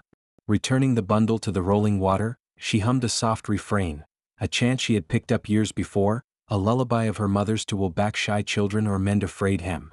The tune wound through her mind in slow spirals, matching the bubbles that rose to surrender their sooty secrets. There was grace in the repetition, a ritual rhythm that turned back the years and soothed as it cleansed. From the corner near the scrub boards, Mrs. Foley called out a question about the next timing, whether 3 minutes or 3.5 would best suit the heavier household drapes. The voice drifted across the hall like smoke itself, not demanding but suggesting. Mrs. Hawthorne offered her answer over her shoulder, voice soft but sure. 3 minutes would do, long enough to coax out the ground and grit, yet brief enough that the linen's fibers would remain whole. She agreed silently with herself as she lifted the damp mass once more, laying it upon the stone bench to await its final plunge. Under her palms, the cloth still vibrated with heat. Her fingertips sizzled at its warmth even through the gloves she wore. She could feel the water's departure, pulling out a layer of memory with each bead that fell. Ground in tea stains, smudges from oil lamps, traces of sweat, all drawn out into the cauldron's glowing interior. Nearby, metal buckets waited for the scalded linen's cold water baptism. One by one, she unfolded each grade length, careful not to lose the precise ordering in which they had entered the fire. She carried them dripping to the trough and submerged them with a gentle push. The contrast was instant, the searing hiss of steam replaced by the crisp patter of icy water, each fold turning solid and bright against the metal's dull gleam. The water swirled around her hands, then ran clear as the soap and lye washed away. Time lost its usual weight in these moments. Mrs. Hawthorne closed her eyes and listened. The rush and clatter of laundry no longer sounded burdensome but meditative. The ring of the cauldron as another bundle dropped in was like a cathedral bell, marking the passage of a slow, sacred hour. Every clash of wooden tongs, every splash against stone, wove together into a chorus of purpose. When at last the last sheet had been plunged and rinsed, she stood in the open archway of the washhouse door for a moment to catch the cool morning breeze. The courtyard beyond glowed with dew-dotted grass and rows of taut clotheslines, white lengths of linen flapping softly in the breeze. She lifted her chin, letting the air refresh her heated cheeks, glanced once more toward the stately brick walls, and then turned to gather her scalded linens for the next steps in the great laundry cycle. Coarse though they were, each sheet held in its warp and weft a testament to her hands' steady labor, and to the quiet dignity of work done well. A soft light filters through the high, soot-darkened windows of the washhouse, diffused by the lingering steam from the cauldrons and herbal tubs. In this half-hushed hall, the washerwomen lean over their scrub boards in neat rows, each board angled just so against the lip of a wooden trough. There is a quiet energy here, a solemn shared ritual that follows the preparatory chapters of packing, scalding, and soaking. Now comes the moment of rhythmic labor, the scrub board chant, neither song nor mere noise but something between breath and heartbeat, tying each woman to the board before her. Margaret Hawthorne eases her stiff shoulders, knuckling the rolled sleeve of her coarse linen shift above her elbow. Her palms hover a moment above the ridges of the scrub board, slick with pale foam. Around her, the gentle hiss of steam and crackle of coals in the hearth recede, replaced by the regular squeak of fabric dragged across wood. With a firm breath, she presses the soft fold of a starched sheet against the ridges and begins to move, forward, forward, each stroke deliberate, slow, practiced. Chick-chick, chewick, the sound rises faintly like distant tapping on a drum. Not a tune so much as a metronome. Clap of cloth on board, slide of soapy water, pause for breath, clap again. The boards are well worn by winters of service. Their ridges are smooth at the peaks, gently grooved in the valleys. Each groove captures a bead of soap, a speck of grit, a moment that detaches from the linen and washes away. Margaret can feel the years of calsoused use under her knuckles, the wood's gentle warmth from hours spent steaming over cauldrons. It grounds her as she works. Beside her, Eliza Caro crouches low, her dark headscarf taut across her brow. She hums under her breath, low and tuneless, but enough to mark the cadence of her scrubbing. When her board squeaks just so, Margaret hears the echo of Eliza's strokes woven with her own. In the spaces between the squeaks, their glance meets, soft acknowledgement of companionship. A thin line of soapy water threads down to the trough below, joining the swirl of lather and muted currents. Each movement is a meditation. Fingers pinching the linen against the ridges, the palm pressing firm, fingers raising again to pull the fold across. The ridged wood teases out elasticity in the fabric, uncoiling stubborn threads of dirt. As Margaret works, she feels the grime loosen beneath her touch, the soap's gentle abrasiveness coaxing each fiber back toward softness. She notices the subtle give of the linen as the threads align once more. A moment of triumph, though no one will see until the cloth is dried and folded. An occasional flick of soapy spray spats against her apron. Margaret catches a droplet on her sleeve and wipes it away with the cloth of a spent rag tucked beside her basin. It is a small motion, but even here formality reigns. Rags used for wiping must never mingle with the linens being cleaned. She places the rag on a separate bench, ready for the final rinse later in the day. Such exactness ensures that each piece emerges pure and bright. The chant deepens as more women join the rhythm. Along a distant wall, the scrub boards form a serried line. Over each board, a white swirl of cloth emerges and recedes in time. Inhale with the stretch, exhale with the press. The chant quickens. Slick squeak, slack pause, slick squeak, steady and unhurried. Margaret closes her eyes for a moment, attuned to the simple music of labor. It is not unpleasant. Indeed, it comforts her like the regular pulse of her own heart. Each squeak reassures her that she and her neighbors are moving together, turning the wheels of the day from darkness into light. She recalls the early hours of sunrise, gathering linens by candlelight, the chill of the misty walk to the washhouse, hand warmers pressed between her mittens, the hiss and bubble of the lye bath, where coarse sheets steamed until their fibers relaxed. Each step had prepared her for this, the moment when manual labor and communal rhythm converge. She senses how the chant binds them, every voice humming in time, every stroke echoing against the brick walls. The atmosphere is thick with steam, but it carries a fresh, soapy fragrance laced with rosemary and smoke. Underfoot, rough floorboards collect the drips, so that water glistens in little pools, reflecting the muted morning sun. Margaret's hands move almost of their own accord now, knuckle, palm, fingertip, then pivot the linen to present another seam, another fold to the scrub board's ridges. She focuses on a stubborn stain at the cuff of a gentleman's white wrist piece, stained by ink or tea in some parlor. Carefully, she presses the edge of the board against the seam, working backward and forward in smaller arcs until the gray tinge gives way to bright linen once more. The chant continues, but her mind drifts to her own children at home, sleeping in their feather beds, wrapped in the sheets she washes. She thinks of the pattern of bird's foot trefoil stitched in blue thread on her daughter's pillowcase, and she resolves to conceal it behind a stack of starched collars so that the lace will stay crisp. A short distance away, one of the younger apprentices leans too heavily on her board. A squeal of wood, sharper than the others, cuts through the chant. For a moment the rhythm stutters. Then the women adjust, matching the pace to the unexpected note until the young woman smiles and nods in gratitude. The moment passes like a ripple, and the chant resumes its steady beat. Margaret sets aside the completed cuff and lifts the cloth from the board, allowing excess water and soap to drip back into the basin beneath. She folds it in 3 turns, smooths the creases with her hands, and places it in a small basket by her side. The basket is almost full. Soon the group will move to the cold water troughs for rinsing, where the crispness of the yarn will be sealed by icy currents. For now, though, the scrub board demands their full attention, and the chant echoes against the rafters, unhurried as church bells marking a quiet Sunday morn. She notices how the light has shifted, how the steam now catches beams of sun in pale ribbons, illuminating motes that dance like drifting snow. The bricks glow warm in the midday light, and the hearthfire's coal beds send out a steady, comforting warmth. In this moment, hands immersed in soapy water, leaning over a board that has held so many stories, Margaret feels both anchored to her history and connected to her fellows.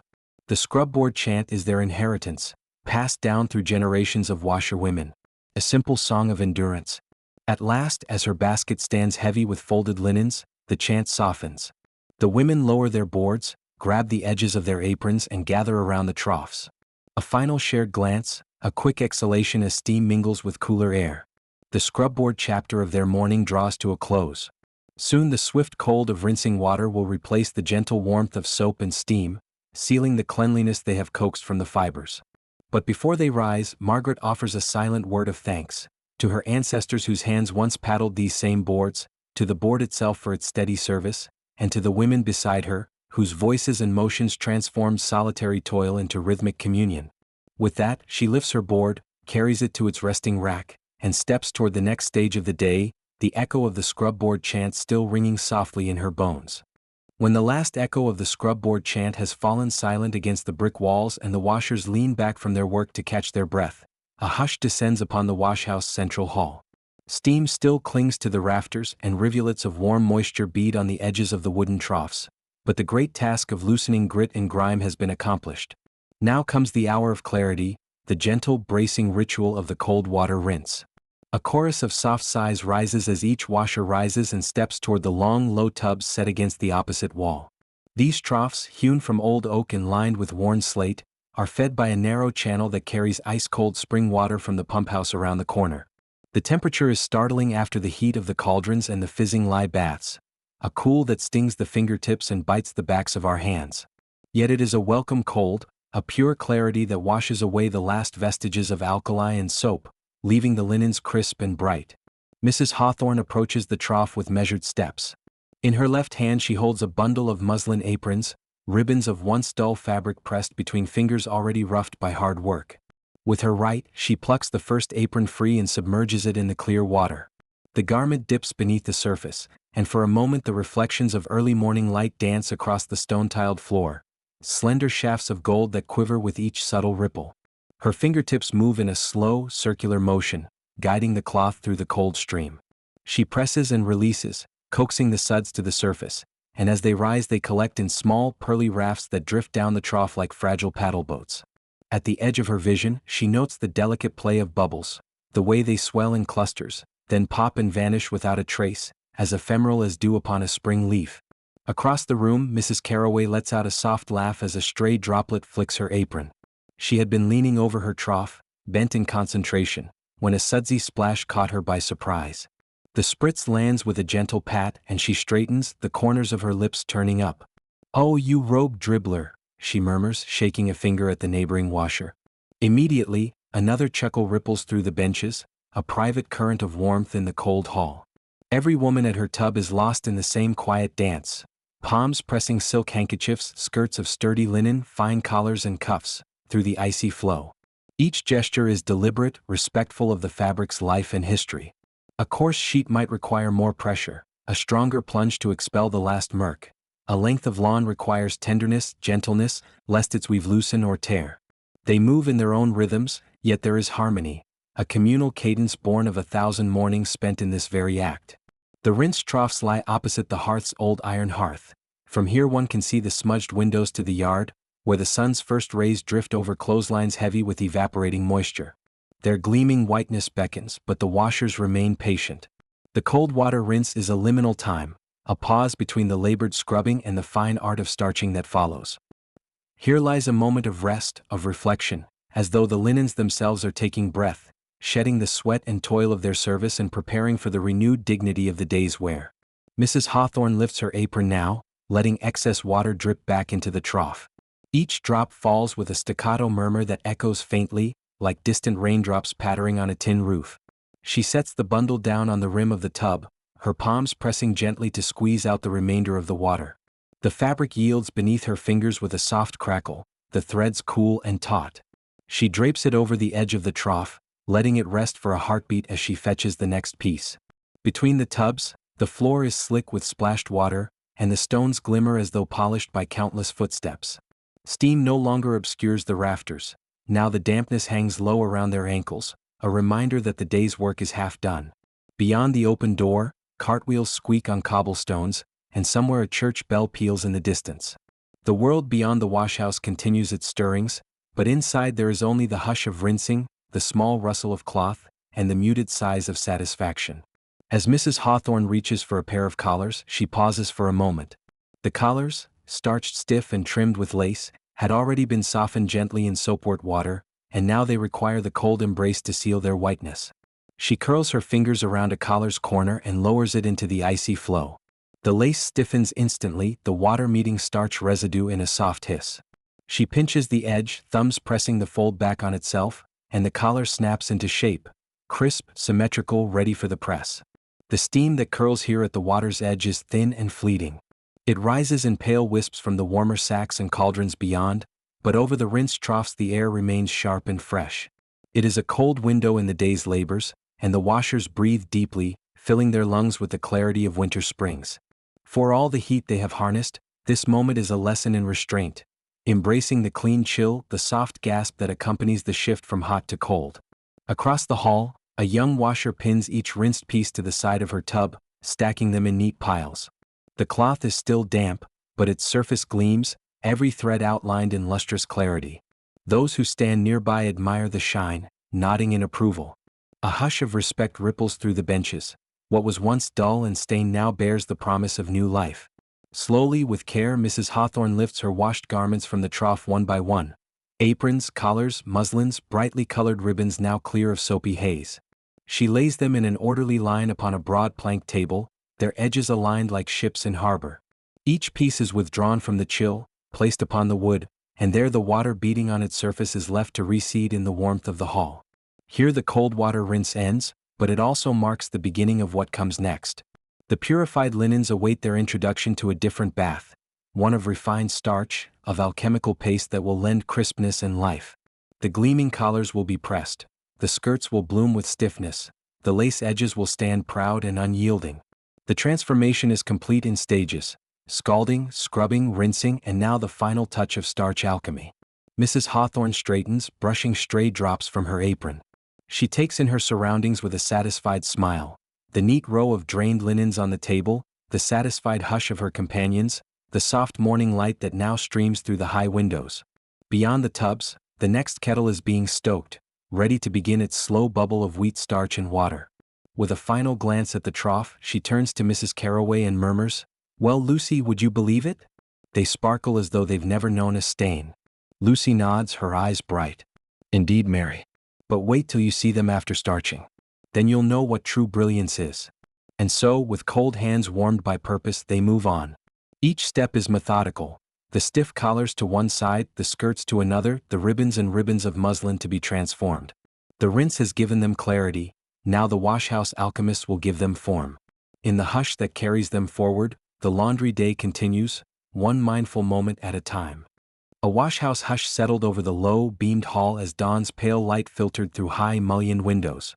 The women had spent the morning coaxing grime from muslin shifts and scrubbing collars to a gentle gleam, but now a different kind of transformation awaited them: the turning of simple wheat flour and water into the paste that would give shirts their crisp edges, collars their firm stand, and cuffs their unmistakable whiteness.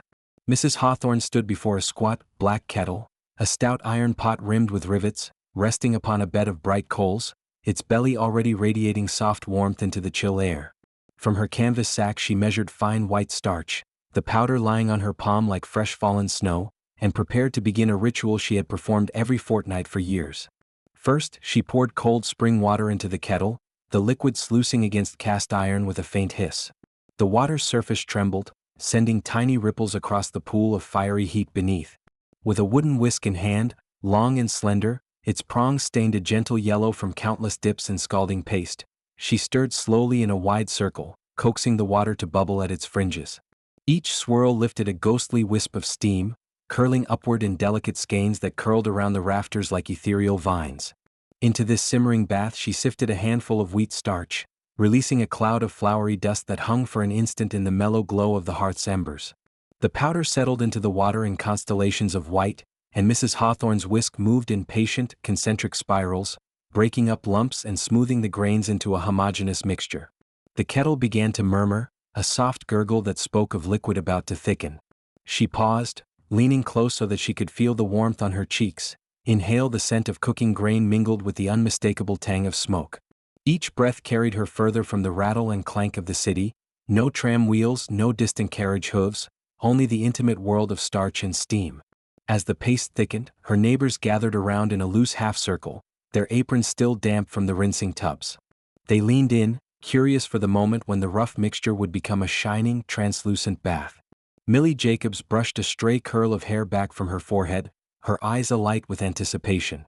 "It must be just so," she murmured. "Not too thick, not too thin, or the cuffs won't sit right. I learned that the hard way last fortnight, when Mr. Cartwright's shirt went home puckered like a crumpled letter."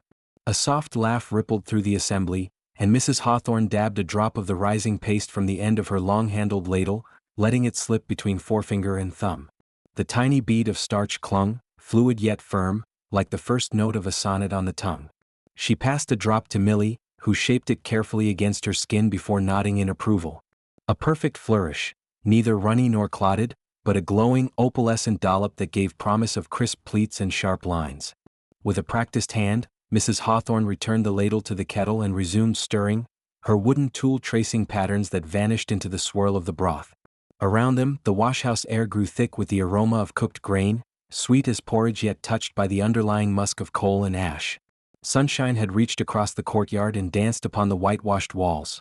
Now, in this sheltered corner, the light was mellow and subdued, reflecting off the pudding-colored paste in lazy waves. A shaft of brightness caught a drop of starch as it slid from the whisk, illuminating its descent like a miniature pearl. In that instant, the hall felt suspended, neither fully morning nor quite afternoon, but some gentle midpoint in time when labor and leisure mingled in a careful balance. Conversation drifted lazily between stirring strokes. Felicia, who tended a dozen collars each wash her day, spoke of the latest market price for unbleached linen. Another voice, soft and hurried, asked after the machinist's strike that had grounded the carriage workshops downtown. Yet all talk circled back to starch, the sweetness of the wheat, the sulphurous twang if too much ash water crept in, the caution needed lest the paste scorch and darken. For starch was more than a mere household ingredient. It was an alchemist's medium, turning limp ruffles into proud frills, weary collars into crisp frames for pale, earnest faces. Mrs. Hawthorne ladled another portion into a small earthenware bowl, its edges nicked and browned from years of service. She set it aside on an oaken ledge, where the residual heat would keep it pliable until the collars and cuffs were ready to meet their starch bath. Beneath the kettle's lid, the paste continued to thicken, humming like a hidden engine. She thought of the heavy linen sheets still drying outside on the line, their billows a quiet testament to the morning's toil. Later, those sheets would come in, folded and fragrant, but for now the focus was on the minute perfection of each collar's crisp edge. Time moved slowly here, measured by the steady beat of the wooden whisk against the kettle's sides, by the rising and falling of steam in the hush of mid-morning. As the batch neared its final consistency, Mrs. Hawthorne tilted the kettle slightly, watching the starch flow back into itself in waves as smooth as polished marble. She nodded to herself in quiet satisfaction. In the next chapter of this domestic symphony, collars and cuffs would be dipped, pressed between paddles and stretched on blocks, each crease set with unerring precision. But before that could happen, the starch must be exactly right, nearly translucent, yet rich enough to form an invisible sheath of strength over the fabric. With gentle motions, she extinguished the coals beneath the kettle, scattering them safely aside with a small shovel. Sparks died to embers, the kettle stilled. The women exchanged small smiles, already anticipating the next task. A thin ribbon of steam rose from the paste, lingering like a promise in the quiet air. Outside, the day had grown warmer, and birdsong drifted in through the open doors. Here in the washhouse, though all was calm routine, the slow art of transformation, the soothing rhythm of ladle and whisk, and the alchemy of starch that would soon breathe new life into every collar, every cuff, and every fold of cloth. As Mrs. Hawthorne covered the kettle with its battered lid, she paused to inhale that final sigh of grain-scented warmth, knowing that in the chapters to come, this humble paste would render the ordinary extraordinary, turning plain linen into a portrait of genteel order beneath the hands of patient washerwomen. The murmured hum of activity in the washhouse shifts subtly at the moment when the kettle of starch reaches its perfect consistency. The pale paste, glossy and smooth, bubbles at the brim of the cauldron, its wheatmeal aroma mingling with the faint tang of lye still lingering in the air. In this hushed hour, washerwomen pause in their scrubbing, rinsing, and chattering to turn their full attention to the ritual of dipping and pressing, an activity that transforms soft, damp linen into crisp, starched collars and cuffs. The rhythm of life here slows almost imperceptibly, becoming a measured cadence of submersion, gentle taps, and careful alignments. The black iron kettle at the center of the hearth radiates warmth, sending tendrils of steam curling skyward. A small wooden paddle, reserved solely for this task, lies against the kettle's rim, stained pale from earlier batches of starch. Beside it, a low bench supports shallow wooden trays filled with a pale gelatinous mixture. On one side of the bench stands Mrs. Hawthorne, sleeves rolled above her elbows, a slender neckerchief pinned at her throat to guard against stray droplets. Her hands, still damp from the cold water rinse, hover over a delicate linen collar, edged with lace so fine that its pattern resembles no more than a wisp of fog. She straightens her back, glances at the shadowed beam of the washhouse roof, and exhales slowly. On the opposite side of the hearth, a faint glow gathers as another washerwoman lifts the lid from her own small starch tub. The firelight dances across the tiled floor. Between them, the afternoon steam softens the edges of the heavy oak columns, lending a dreamlike quality to the task at hand. With graceful precision, Mrs. Hawthorne places the collar flat upon her wooden pressing board. The board's surface, worn smooth by years of use, bears faint rings where starch has dripped and dried. She lays the lace edges straight, finger-light, until each scallop lies in perfect symmetry. Delicate pinpricks of light catch the lace's tiny holes, revealing the artistry of needle and thread. Then, in one fluid motion, she lifts the entire collar and lowers it gently into the creamy bath. The sudden immersion sends a tiny wave of starch beyond the tray's lip, producing a soft sigh of liquid against wood. Mrs. Hawthorne's forearms grip the collar's edges as she guides it beneath the surface, pressing down so that the paste saturates every thread. A thin veil of bubbles forms on the collar's surface, pastel and fleeting. For a heartbeat, her fingers rest on the mossy warmth of the starch, neither hot nor cold but pleasantly tepid, and she tilts the collar this way and that to coax out any air pockets. Behind her, the scrape of a stool shifting signals another washerwoman preparing to dip a set of cuffs. The light shifts as a coal settles in the hearth, flickering across the palette of pale oranges and soft grays. Beneath the tray, rivulets of starch trickle out through a small notch in its edge, disappearing into a basin below. Every drip is counted, measured, and returned to the kettle when the moment allows, preserving the precious paste. With a gentle flourish, Mrs. Hawthorne lifts the collar from the bath and rests it upon an adjacent plank. The dripping filigree hovers for an instant before the first drop of starch falls back into the kettle with a muted tap. The hush of the washhouse wraps around this sound. No other noise stirs but the crackle of embers and the distant clang of a clothespin being reset on a line outside. Her wooden paddle, oiled and polished smooth, is picked up in one hand. With deliberate strokes, she presses the collar from the lace edge down to the band, coaxing crisp folds and smooth surfaces. A soft thud accompanies each tap, steady and confident. The paddle's face glides firmly over the damp linen, driving moisture inward and forcing its gentle stiffening. Tiny creases yield to the paddle's pressure, settling into neat lines that will hold through long hours of wear and countless starched launderings. As the starch sets, she inspects each fold with a watchful eye. She tests the lace gently between thumb and forefinger. If it resists just so, the starch is exact. If it feels too soft, she will return the piece to the bath. Too stiff, and it risks cracking at the edges once dry. Today she finds the balance perfect. The lace is supple, the band crisp. A soft smile crosses her lips, unvoiced praise for her own practiced skill. Nearby, another woman leans over her board. She dips both cuffs together, aligning scalloped edges as Mrs. Hawthorne did. Their quiet cooperation is nearly ceremonial. No words pass between them, only soft sighs of approval and the faint pop of fabric being repositioned. Every motion is slowed by concentration, each swirl of starch-laden water deliberate. In the corner, the kettle's heat begins to wane. A cluster of coke from the hearth is shoveled back toward the pot, reigniting the flame that keeps the starch fluid. A plume of ash drifts down, settling on benches and beams, soon to be brushed away by someone else's sleeve. Still, nothing disturbs the calm focus of the women's hands. When the collars and cuffs have each had their turn beneath the wood, the women transfer them to flat drying boards. These are set on low trestles near the hearth so the residual warmth can finish the stiffening. Each board supports a dozen pieces, their edges overlapping only slightly, wings outstretched like pale butterflies. Soon the starch will dry, leaving the linen crisp and unyielding. Mrs. Hawthorne pauses to wipe a sheen of starch from her brow with the corner of her apron. The soft cotton cloth picks up a ghost of residue, then flutters back against her waist.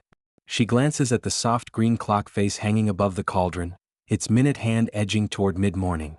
After the collars and cuffs, there are hand-wringing and line hanging ahead, but in this gentle interlude she savors the meditative hush of starch and steam.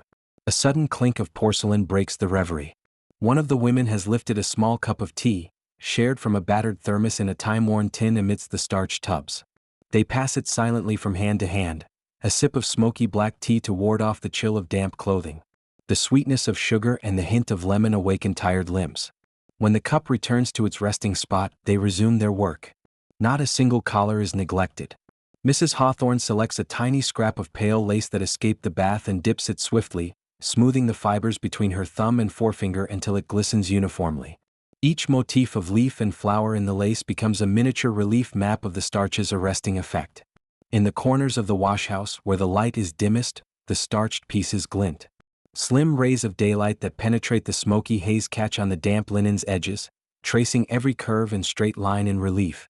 The atmosphere is hushed to the point that, were it not for the occasional squeak of wood against wood or the soft gurgle of the starch through the spout, one might believe themselves alone in a reverent chapel. As the final collars and cuffs are laid upon their drying boards, a sense of completion settles like a whisper among the women. No words are needed to convey pride or satisfaction. Their calm smiles and the slight slump of shoulders say it all. The starch now must dry thoroughly, a process aided by the lingering warmth of the hearth. Once set, these collars will frame faces and stiffen shirt fronts with a crisp dignity that bespeaks pride of appearance and the quiet mastery of this ancient craft. Mrs. Hawthorne steps back, her apron brushing the stooping skirts of another washerwoman.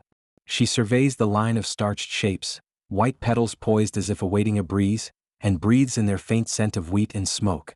Soon the items will be transferred to the drying yard, then folded and carried home, each piece a testament to hours of careful attention. In a few moments they will take up the familiar task of manual wringing, their forearms straining to expel every last bead of moisture before the sheets and shirts billow in the courtyard breeze. But for now they stand in restful triumph, the quiet clatter of starch-soaked paddles stilled.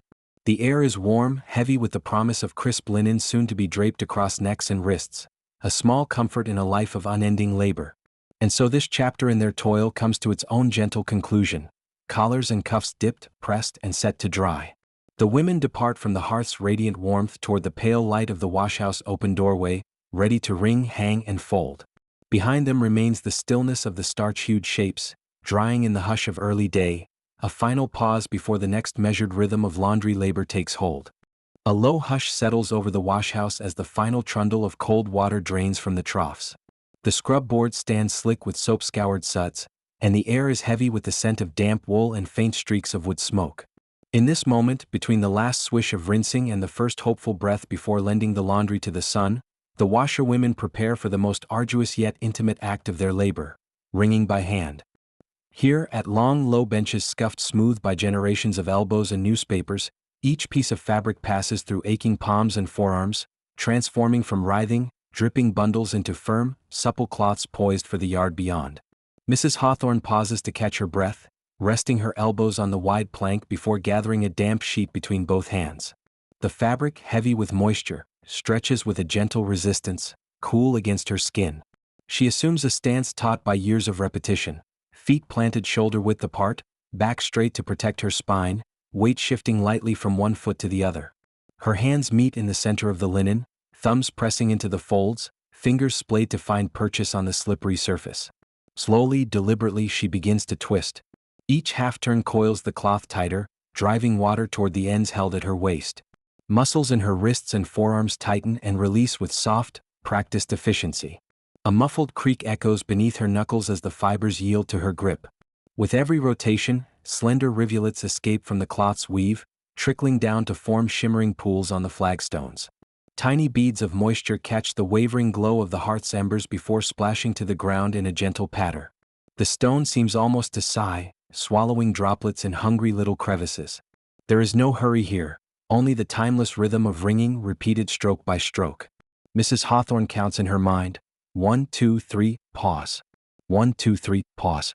A soft grunt escapes her lips as she wrestles out the last clinging drops. The seams, once billowing with water, now lie flat and taut between her fingers.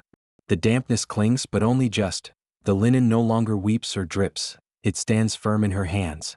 On the bench beside her, a striped apron receives the nearly freed cloth, ready to fold before the journey outdoors. Across the row, Mrs. O'Connell moves with similar deliberation. Their eyes meet in a brief exchange, no words needed beyond a shared nod of satisfaction. Even in this solitary effort there is companionship. A small smile curves Mrs. Hawthorne's lips as she catches a stray droplet flying off her twisted parcel, landing with a tiny splash at her neighbor's feet.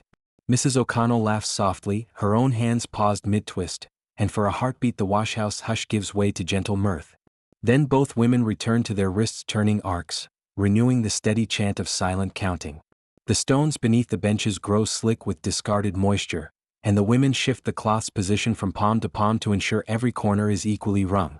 Mrs. Hawthorne leans forward, toes brushing against a wedge of damp linen on the floor, and tucks it back onto the bench. She straightens again, exchanging her position slightly to ease the ache gathering in her lower back. Even though her body protests, her hands know exactly how to wind each garment toward dryness. Muslin petticoats, coarse bed sheets, cotton shirts, they all pass through her fingers in careful procession, reborn lighter and more compact. In the half-light, the steam and smoke drift slowly upward, wending their way toward the high, arched windows where a faint glow of morning sun flickers. Beyond those panes lies the drying yard, where lines of shining white await their arrival. Mrs. Hawthorne can almost feel the breeze hastening the process, the crisp snap of clothespins securing each piece. But first, the ritual of wringing must conclude. She sets aside a large calico sack she has just treated with herbal suds, grabbing for a second sheet with renewed determination. Fingers flex around the cold, wet fabric. Wrists coil beneath the shifting pressures of twist and release. Around her, the hush deepens. Even the occasional drip from the black iron cauldron's rim seems to hold its breath, marking time until the final linen is prepared. Heads bend close to palms, fists rotate and release, forearms flex and relax like slow tides. The quiet exertion becomes almost meditative, each washerwoman lost in her own reflections, thinking of scalding tubs past, of caustic lye neutralized by foamy rinses, of the warming thrill of starch and pressing. Here at the turning point between cleansing and drying, there is a sense of culmination, the day's first true victory over soaking water, of transformation from soiled burdens to wrung-out promises. Mrs. Hawthorne straightens at last, holding the last twisted bundle at arm's length. The cloth is firm as a wrapped parcel, a promise that soon it will hang skyward, stretched by the sun's rays. She brushes her thumbs over the tight folds, freeing one corner and allowing it to unfurl. A gentle sigh follows as the fabric relaxes, cooler than the morning air but far from the chill of the tubs. A quiet satisfaction floods through her shoulders, a closing note on this chapter of labor. She gathers the flattened linen against her heart for a moment, inhaling the mingled aromas of damp cotton and hearth smoke. In that scent lies the essence of days such as this, an unhurried ballet of hands and water, ash and soap, action and repose. Then, clasping her bundle alongside the others, she stands and tucks her skirts aside, bracing the pile on her hip. Mrs. O'Connell offers her a whispered, "Well done," and they step from the long bench onto the flagstones, leaving a trail of soft, wet impressions in their wake. Beyond the heavy wooden doors of the washhouse, the drying yard glistens in the pale sun. Lines hang taut between stout posts, clothespins waiting like small soldiers at attention. A breeze, tentative but encouraging, stirs the air. It catches at the edges of a stray handkerchief left from yesterday's wash, rustling it into motion like the flutter of a bird's wing. The women pause for a moment at the threshold, surveying the scene, rows of whites and creams, a canvas awaiting their freshly wrung handiwork. And so they step forward, baskets against hips, arms eased by the shift from twisting to lifting. Today's labors have brought them to this exact instant, when each damp garment is set free to billow, to breathe, and to dry under sunshine and sky. The next chapter will carry them onward, from the damp hush of the washhouse into that open courtyard where clothespins click, linens dance, and the day's gentle work finds its final flourish. For now, Mrs. Hawthorne breathes in deeply, savoring the quiet triumph of wrung linens, before she joins the soft chorus of scraping footsteps on stone and begins the ritual of hanging on the line. A pale, muted sun had climbed just above the rooftops by the time Mrs. Hawthorne and her companions spilled into the narrow courtyard behind the washhouse. Damp stones, slick still with the morning's mist, glimmered faintly underfoot as each woman carried her burden of wrung, heavy linens one careful step at a time. The air held a soft hush, broken only by the distant rasp of horse-drawn carts on cobbles and the occasional clink of iron clothespins within outstretched fingers. Here, in this enclosed yard framed by brick walls and iron railings, the final act of the day's labor began, hanging the washed fabrics on lines that crisscrossed the courtyard like the webs of industrious spiders. At the center of the space, 4 stout posts supported taut lengths of rope, their fibers rough against the fingertips. Each washerwoman chose her own line, and here Mrs. Hawthorne paused, placing her basket upon a low wooden bench to catch her breath. She looked up at the pale blue sky, still streaked with wisps of lingering fog, and breathed deeply.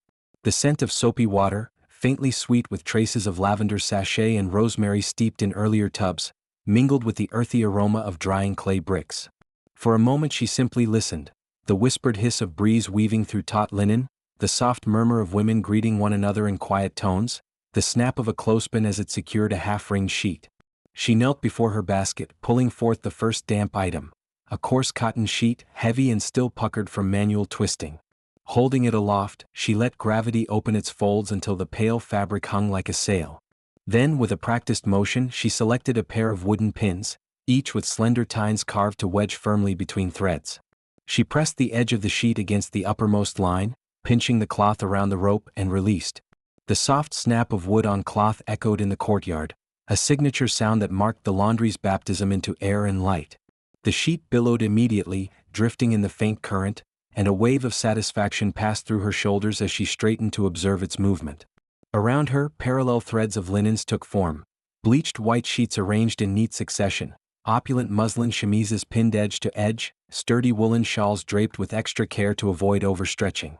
Each garment seemed to dance of its own accord, some fluttering gently, others clinging with wet weight before slowly expanding. A pale shift fell over the line like a ghostly banner, reminding Mrs. Hawthorne of the lamplit silhouettes she'd studied the night before, each piece once folded and hidden in cupboards now given a moment in the open air. Mrs. Hawthorne rose slowly, brushing a stray curl of hair back beneath her bonnet, and reached for the next item, a delicate collar stiffened with starch, still slightly crisp from its recent plunge and press. She handled it gingerly, cradling the lace edges between thumb and forefinger to avoid crushing the raised pattern. Once aligned, she looped the collar over the line as though presenting a tiny work of art, then secured it with 2 clothespins, spacing them so the fine netting would dry without puckering. Her actions were unhurried, mindful, each movement a careful negotiation between fabric and force, driven by an intimate knowledge of the cloth's memory. Beyond her, other washers gathered in small clusters near piles of hoses and pails, their voices subdued in the late morning lull. They shared a silent camaraderie born of years of daily toil, a nod of encouragement when a stubborn damp patch refused to yield, a brief clasp of a back to steady an unbalanced heap of linens, a soft laugh as a stray sheet brushed another's skirt. But for the most part, there was a respectful quiet, an understanding that this was a holy hour of fabric and wind, of transformation from sodden heaviness to clean, billowing lightness. Mrs. Hawthorne's eyes traced the courtyard's brickwork one moment, then followed the curve of an iron railing the next, as the sunlight shifted and threw dancing shadows across the walls. She watched a line of sheets catch the breeze in rhythmic undulations, like a procession of white doves taking flight. The shadows they cast on the brick formed ever-shifting patterns, arcs and ovals, crescents and straight lines, each shape hinting at the hidden depths of folds and creases. She felt as though she were both spectator and participant in a living mural, the courtyard her canvas, the linens her painted forms. When her line was at last complete, a symmetrical display of wet, glistening cloth, Mrs. Hawthorne stepped back to assess her work. In the hush, the clap of clothespin against wood sounded like a distant bell. She tucked a stray strand of hair into her bonnet and placed one hand briefly upon her heart, murmuring a silent gratitude for steady fingers, unstrained rope, and a weather fair enough to coax moisture from these garments. There was an intimate pleasure in knowing that in a few hours, under a sun warmed by midday, these linens would emerge crisp and fragrant, ready once more to wrap around bodies and line simple beds. She slipped her hands into the pockets of her apron and allowed her gaze to wander to the corner where a battered wooden barrel stood half filled with cold rinse water. Later, she and her friends would refresh the collars and cuffs in that basin, wringing them anew before replacing them on higher lines that caught the warmer currents. But for now she was content to breathe in the courtyard's soft heat, to let the gentle hum of drying cloth fill her senses. A sudden, playful gust stirred the hems of an apron hung nearby, sending a small shower of water droplets skimming across the stones. A ripple of laughter rose among the women, and in that moment Mrs. Hawthorne felt a lightness of spirit echo the lightness of the linens about her. She closed her eyes, allowing the drone of fabric in motion, the distant toll of a church bell, the hushed conversation of her companions to wash over her like a lullaby. It was a far cry from the bustling streets beyond these walls, a world of soot and clamor that she would soon rejoin. But for now, she remained in this quiet sanctuary, suspended between the labors past and the rest that awaited once her tasks were done. As the morning wore on, the courtyard would fill with the soft golden glow of sunbeams, each ray drifting through the hanging rows, highlighting every stitch and seam. The linens would hold within their folds the memory of steaming cauldrons, of foam-laden scrubbing boards, of icy rinses. And in turn, the sun would draw out that memory, transforming it into crisp whiteness that spoke of purity and renewal. Mrs. Hawthorne knew that later, when she gathered these sheets and chemises back into her basket, she would carry them home like a promise fulfilled, a promise of warmth and comfort in her own hearth, of rest earned by honest toil. But all that lay in the unfolding hours. For now, in this courtyard of brick and rope, of steam and breeze, Mrs. Hawthorne and her fellow washerwomen wove their daily rite, each clothespin snap a note in a quiet symphony of domestic grace. And as she stood beneath the sunlit arches of drying linen, she felt at peace, her heart in step with the gentle pulse of Victorian Laundry day. At the stroke of the day's high sun, a gentle hush settles over the washhouse courtyard. The iron lines that earlier fluttered with damp linens now hang limp, their bright folds still heavy with moisture. A thick ribbon of sunlight threads through the narrow windows, illuminating motes of steam that drift idly from a low hearth fire at the far end of the room. Here, in this small alcove by the blackened bricks, the weary washerwomen convene for the ritual they have long awaited, midday tea. The hearth's coals glow embers of copper and ash, breathing warmth into chilled bones and calloused hands. A low kettle, its surface tarnished from months of service, whistles softly as its contents near the boil. The air is fragrant with the scent of weak black tea, mingled faintly with the smoky tang of burning coal and the lingering odor of freshly washed linen. Every now and then, a curl of steam escapes the kettle's lid, drifting upward in lazy spirals and dissipating against the breath of a cool draft. The women gather close, their faces rendered soft in the flickering amber light, each taking turns to tend the kettle with gentle tugs of the handle. Mrs. Hawthorne, seated on a small wooden stool near the hearth, carries her basket of still damp shirts on one arm. She arounds the rim of her clay mug with a calloused thumb before lifting it to her lips. The tea is faint as broth, yet it carries a soothing warmth that seeps into her chest, loosening the stiff knots in her shoulders. Across from her, Mrs. Blythe balances a porcelain cup in careful hands, the thin rim pink with a delicate floral pattern. The cup clinks softly against the kettle's lip as she fills it, and the sharp metallic note rings briefly through the hush. In that moment, every other sound, the dripping of water from the tubs, the distant scrape of clothespins, the murmur of conversation in the far corner, recedes into quiet reverence. A plate of crumpets sits on a rough-hewn plank table, their porous surfaces honeyed and warm. The women pass them around with light rustles of skirts, each selecting a brown piece to dip into the tea. The bread soaks up the amber liquid, darkening along its edges, and emits a soft sigh as it yields to the warm embrace. When Mrs. Hawthorne brings a morsel to her lips, the crumpet's spongy body offers slight resistance before giving way to sweetened crumbs that melt on her tongue. Each bite is a gentle reminder of home, of children's laughter at the breakfast table, of the day's laundry yet to complete. But for these few stolen minutes, all that lingers is the tea's quiet consolation. Soft laughter breaks out as Mrs. Littlewood recounts the morning's misadventure. She had nearly dropped a string of freshly rinsed collars when the trough's edge proved slippery. "I tell you," she says, voice low and conspiratorial, "if it weren't for Mrs. Hawkins, bless her stout heart, I would have been bending twice as long to fish them out." The other women lean forward, witnessing each detail. The collars swirling in the water, the thud of lace strips as they struck the tub's bottom, the muddy patch on Mrs. Littlewood's apron. A ripple of warmth spreads through the circle, staving off the fatigue of bent backs and aching wrists. Between sips, they exchange news of the neighborhood. There is talk of the grocer down the lane who has raised prices on bar soap, of Dr. Turner's new apprentice, rumored to have a gentle hand for fevered foreheads, of the cartwright whose cart collapsed just beyond the church gate, scattering planks and tools across the cobblestones. Each piece of news is examined in turn, some greeted with sighs, others with muted chuckles. Through it all, the clinking of spoons against mugs provides a steady, percussive counterpoint, a soft rhythm that anchors the gathering in this moment of shared respite.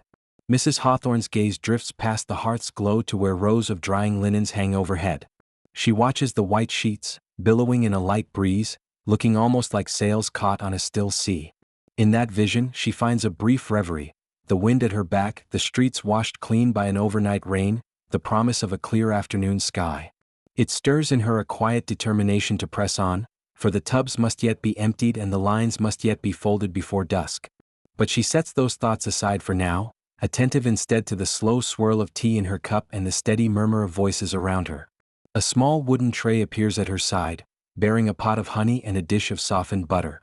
The honey glistens in its glaze of yellow gold, like captured sunlight. Mrs. Blythe offers a gentle reminder, "Mind you, a sliver of butter makes for richer crumpets," she says, nudging the dish forward. With a single careful stroke, Mrs. Hawthorne spreads a thin layer of butter, then nestles a drop of honey at the center. The flavors mingle, a delicate, sweet ribbon against the crumpet's soft crumb, and she closes her eyes to savor the simple luxury. It is a tiny indulgence, yet in the rhythm of her day it feels like something far grander. As the last of the crumpets disappear, so too does the tension in the women's limbs. They linger, unwilling to break the circle, drawing strength from one another.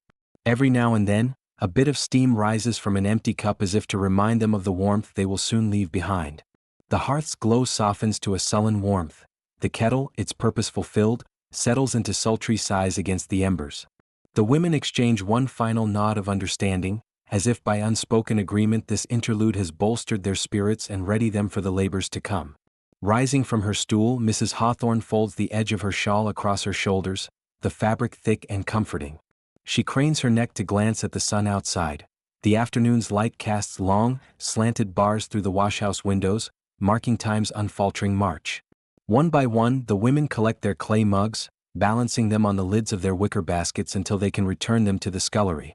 Their movements are sober now, respectful of the calm they wish to preserve just a moment longer. Before stepping back to the tubs, Mrs. Hawthorne lifts her mug in a muted salute. "To a clear sky and fresh wind," she whispers, her voice steady.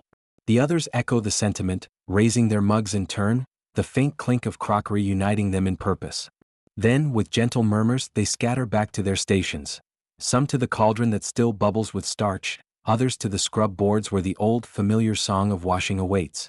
Yet even as they disperse, the warmth of hearthside tea, of whispered confidences and shared laughter, lingers in their bones, ready to sustain them through the long afternoon of linen and labor. Thus ends the midday interlude, a small haven within the day's grand toil. The women depart with renewed resolve, the gentle amber light falling behind them as they return to the clang of cauldrons and the steady drip of clean water. But in every tender sip they stole and every hushed exchange they shared, they carry forward a quiet strength, and the simple comfort of tea by the hearth, even as the laundry lines await under the watching sun. When the midday tea has dwindled to its final dregs of warmth, the washhouse settles into a soft lull. The hearth's orange glow retreats behind the embers, and shafts of pale light sliding through high windows trace long lazy patterns on worn flagstones. The clang of cups and saucers has given way to the muted hush of women returning to their benches, each cradling a basket of undergarments that demand the gentlest of care. Here, in the quiet quarter between scalding coarse linens and the vigorous scrub-board chant, a different kind of labor begins, one guided by delicacy, patience, and respect for the soft muslins and fine laces that rest along the bench boards. Mrs. Hawthorne eases into her place by the narrow wooden trough reserved for unmentionables, shift drawers, petticoats of diaphanous cotton, and collars edged with spiderweb lace so fragile it might dissolve at a too bold rub. The water she pours is drawn this morning from a distant spring, near transparent and cool to the touch. It cascades into the shallow basin with a soft hiss, its surface catching fractured fragments of light. In a small pewter bowl at her side rests a paste of gentle soapwort root and lavender, an herbal infusion which, unlike the harsher lye of coarser washes, teases grime-free without assaulting delicate fibers. The faint herbal scent unfurls in the air, mingling with embers of coal smoke and the ever-present aroma of damp stone. Her first task is to examine each garment for telltale stains. With a pair of fine-tipped scissors she teases away stray threads, then picks up a length of pale drawers hemmed with narrow valance. A small, round, discolored spot mars an otherwise pristine expanse of fabric. Leaning forward, she dips a corner of her linen handkerchief into the lavender-tinged suds and pats gently at the stain's edge, coaxing it outward rather than pressing it deeper. Every motion is deliberate, unhurried, a ballet of fingertips that might unsettle a single fiber if done too brusquely. Tiny effervescence forms where soap meets thread, and soon the mark yields, paling softly as water carries away the trace of soil.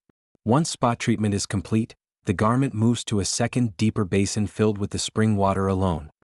Here, Mrs. Hawthorne clasps the fabric between her palms and begins the slow kneading motion.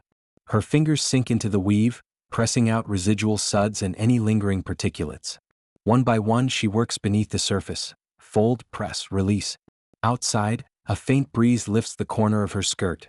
Inside, the water ripples in time with the graceful strokes.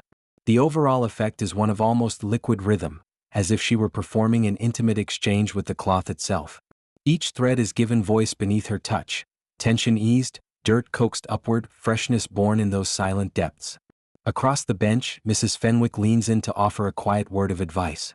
"Mind the lace, my dear," she whispers, nodding toward a shift whose neckline is edged in bobbin lace finer than a spider's morning dew. A gentler hand still there, and the tincture of rosemary in that brew will keep its whiteness long as the harvest moon. Mrs. Hawthorne inclines her head and lifts a lacquered hairpin from her apron pocket, using its slender tip to tease stubborn flecks from the tiny loops of lace. The pin's movement is precise, a tool as responsive as a quill. Beneath her patience, the lace survives without tear or distortion, each scallop restored to perfect symmetry. As afternoon light softens, the women arrange their completed garments on low racks set beside the trough. The damp folds cling momentarily before gravity and time coax water back into the trough below. The gentle patter of droplets is the only soundtrack, a soothing, almost musical punctuation to this final stage of care. Occasionally a faint murmur drifts across the room, but mostly there is reverent silence, broken only by the slow exhalations of relief as each piece attains its crisp, emboldened softness. At last comes the final rinse, the ceremony that seals the work. Small pails of the clear spring water are lifted and poured in a steady stream over each garment. The liquid slides through the cloth with a subdued glissando, reflecting pinpoints of light. Mrs. Hawthorne guides the water with a practiced tilt of her wrist, ensuring that every fold, every seam feels the pristine chill. She dips the garments fully once more, then raises them high so the water drains free, spinning gently in her hands. She can feel their weight shift as moisture departs, their warmth mingling with the remains of the hearth's heat. It is a sensation she has committed to memory, the moment when damp cotton cools in tethered hands, and one knows that excellence has been achieved. With the rinsing complete, she arranges the undergarments over slender hardwood poles in the drying courtyard.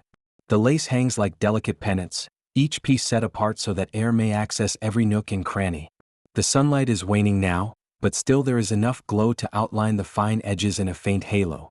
Mrs. Hawthorne pauses to smooth a stray wrinkle, running her fingers along a scalloped cuff. She inhales deeply, the combined scent of lavender, rosemary, and spent coal robust against the chill. A soft smile flits across her face, born of satisfaction and quiet pride. As the women begin to gather their remaining tools and uprights for the next task, darning and mending in the softer lamplit hours, Mrs. Hawthorne settles on a low stone step. She glances back at the array of pale linens fluttering in the evening breeze, imagining them folded and stored within cedar chests by tomorrow's first light. Outside, the sky has turned that peculiar shade of bruised violet which heralds dusk. Inside, in the gentle hush, she feels that every careful knead, every whisper of lace preservation, has breathed new life into fabrics destined for intimate service. Thus ends the afternoon's intimate ritual, undergarments reborn through spot treatment, tender kneading, whispered counsel, and one last crystalline rinse. Ahead lies the steady thrum of needle and thread, where seams will mend and worn edges renew. But for this moment, as the washhouse slips toward the close of day, there is only calm reflection, and the quiet triumph of craft well wrought. With the sudden lull that follows the careful rinsing of the final delicate shift, the washhouse seems to inhale. Steam, once taut and roiling from the scrub tubs, drifts now in pale curtains along the rafters. The hearth, its coals banked low after the midday tea break, glows only faintly, lending the long room an amber hush. At one of the oaken work tables, Mrs. Hawthorne settles her basket on a bench, unlatching its lid with a soft click. Within lie garments that have already known the cauldron's hiss and the scrub board's chant, rinsed clean of lye and starch, folded into gentle accords of linen and cotton. But before these pieces can return to household service, there remains the precise, patient art of darning and mending.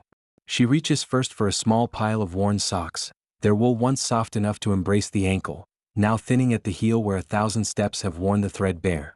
Close beside her, Ellen, another longtime washerwoman, lifts her own sock, a dark flecked gray that has seen both kitchen hearth and garden soil, into the pool of golden afternoon light. Their heads incline together as if drawn by invisible magnets, eyes tracing the narrow rings where fabric yields to openness and the breezes of draft. A moment's pause, and then Mrs. Hawthorne withdraws a slender darning needle threaded with yarn. The color is chosen to match the original weave, a muted oatmeal tone, spun coarse but true. She steadies the sock against her wrist, the rough wool yielding beneath her fingers. With the point held lightly between thumb and forefinger, she drives the knife-sharp eye through the thinnest spot.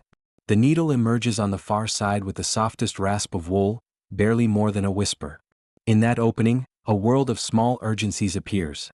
The loose knot of original stitching, the stray lint caught in the pile, the tautness of neighboring loops.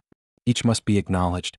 She draws the thread through until only an inch remains, then turns the sock so the heel faces outward and begins the first stitch. The thread arcs across the tear, embracing the gap with a bridge of new fiber. Under her gaze, the cloth stiffens, the void of fray replaced by a slender column of wool. Ellen, meanwhile, works on a linen hem torn by a stray nail at the back of a dress bodice. Her fingertips, reddened by heat and humidity, hold the delicate cotton close. She coils a fine needle and thread, pale as dawn's first light, and with a hushed exhalation, sets to replacing each small stitch. The needle pierces, emerges, and draws taut. The hole closes as if the thread were a seamstress's breath mending fabric at the speed of thought. About the table, a half circle of women share the hush. Their previous chatter, blunted by the physical exertion of wash and rinse, now resumes softly, an undertone rather than a conversation.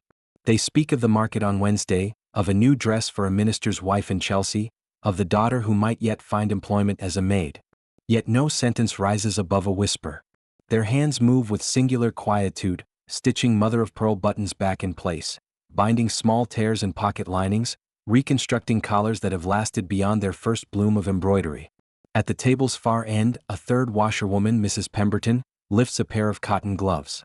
Tiny holes pepper each finger, worn through by chores small and large, fanning the stove, gathering firewood, holding a pot's handle.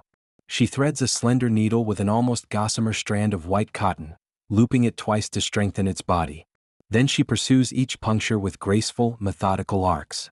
Overhand after overhand, the fabric heals. Soon the gloves will return to weekly use, as fresh as if they had emerged from the mercer's shop. Through the windows, the afternoon sun brightens the dust motes dancing above the boards. On the hearth, one last shard of coal sighs to embers.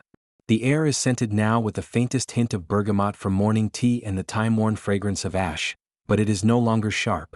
It is intimate, the smell of shared labor and well-tended cloth. Against this quiet, the tick of a clock near the back door and the scrape of a boot on the stoop announce a latecomer. Miss Travers, a young helper fetched that very dawn to carry baskets, enters bearing a linen petticoat edged in eyelet lace. Mrs. Hawthorne glances up, nods in greeting and sets aside her sock. She leans forward to receive the petticoat, her eyes narrowing in gentle concentration as she inspects the lace for separation or tears. Around the scalloped hem, a line of minute stitch holes where the lace met its skirt has loosened. A fresh skein of thread, cotton dyed pale rose to match the lace's embroidery, emerges from its coil. The washer tucks the hem over her lap and begins her work. The needle glides in and out, guided by the tiny center lines of the lace pattern. Each stitch celebrates the lace's original intricacy, binding again what time and use have undone. With each motion, the pace remains unhurried. A few stitches every minute, each placed with deliberate care. The women glance from one project to another, offering a word of advice or a compliment on a particularly neat mend. They do not hurry, for the quality of the repair matters more than the speed. A faulty darn might unravel in a single wear, sending silk or wool back to the cauldron for another wash, another repair. In this room, mending is as vital as cleaning. It prolongs the life of every garment, honors the patient cost of weaving and sewing, and preserves personal dignity. As the sun slips toward the western windows, the lamps on the tables are lit. Their glow settles on threads and patterns, revealing finer detail. Shadows of lace dance on wooden planks. Mrs. Hawthorne lifts her finished sock to the light, checking that the darning presents a checkerboard of tiny stitches, uniform in tension, without puckers or loose ends. She runs a fingertip along the seam. It is smooth and secure. She smiles, folds the sock gently, and passes it to Miss Travers, who places it back in the basket alongside its mate. In these final moments of sunlight and quiet endeavor, the women begin to straighten their stools, stacking scrap threads into baskets beside the needles. Mrs. Hawthorne brushes a stray lock of hair from her brow, surveys the work table, a constellation of completed repairs and awaiting mends, and senses the day drawing to its close. Tomorrow they will gather once more at dawn, to fire the hearth, to steep the ash for lye, to scrub, rinse, starch, hang and fold. But here now, in the attentive hush of darning and mending, they have pulled the frayed edges of their world back together. Each stitch is a promise that the household's linens will endure another week, that every sock will warm its foot, and every collar will lie crisp against a neck. Softly, the bell by the front door tolls 6. Footsteps echo on the flagstone as the last woman rises. The lamp's flame flickers on her fingers.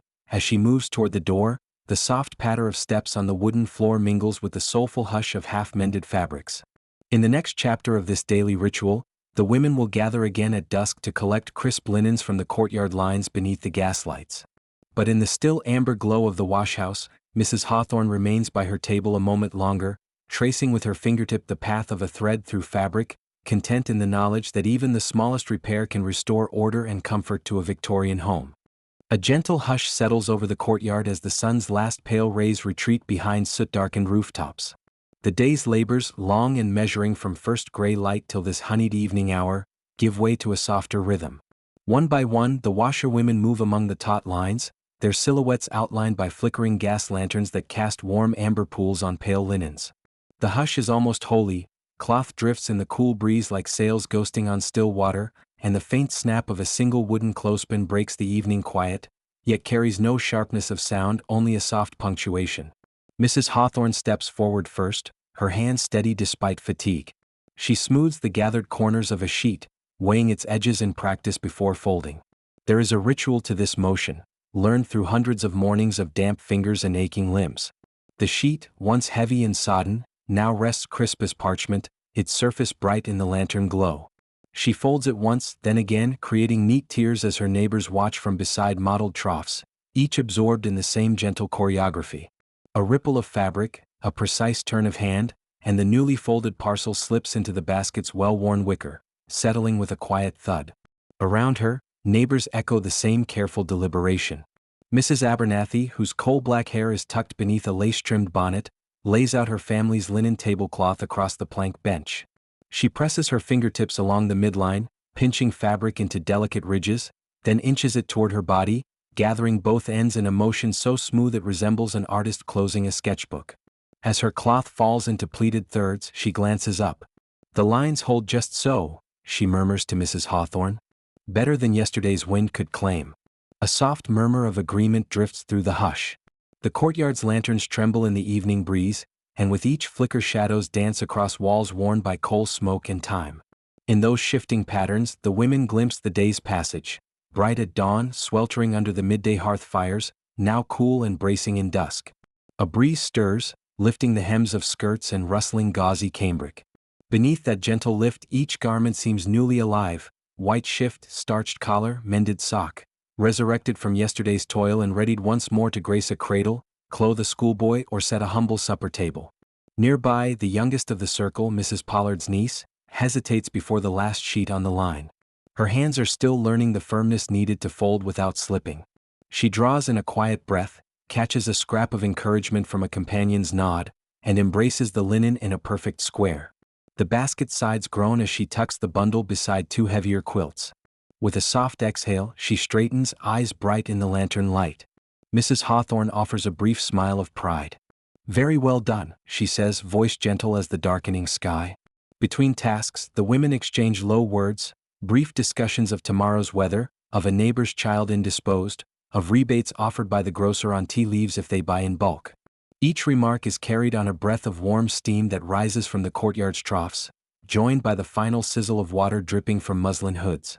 The communal cauldron, emptied and cooled, stands sentinel against a brick wall, still radiating faint heat. Its presence reminds all here of the morning's coal-hued glow and the sharp scent of ash that clung to their clothes before the scrubbing began. A sudden clatter draws every eye upward, the flick of a lamp against the mount, an easy misstep. One of the older women steadies the glass globe and checks the flame. "We shan't go blind-eyed tonight," she quips, her voice hushed but warm. Approval circulates like an unspoken prayer that lanterns hold bright through the long walk home.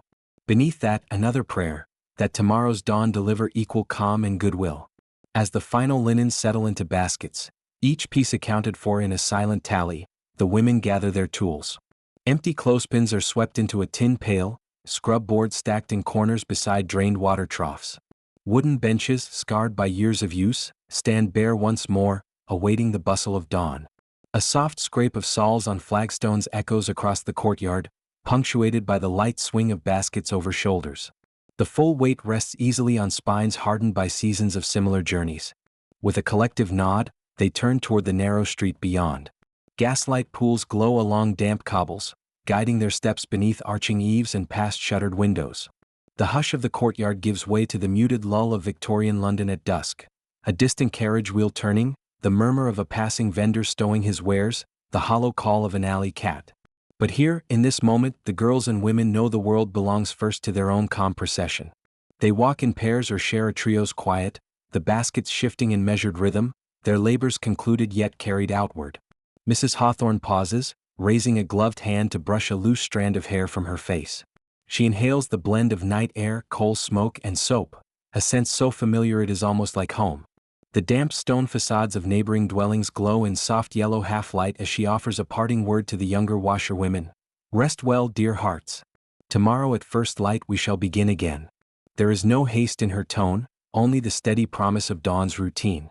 In the glow of two lanterns, The small line of figures recedes toward the gaslit street, each basket a vessel of careful handiwork, each woman a keeper of domestic order. Behind them, the courtyard door creaks closed and darkness gathers. The hush returns.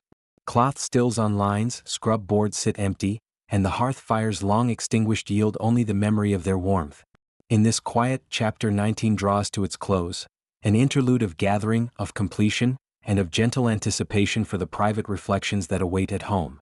Thus ends the evening assembly, the steady morph from day's communal labor to night's solitary calm.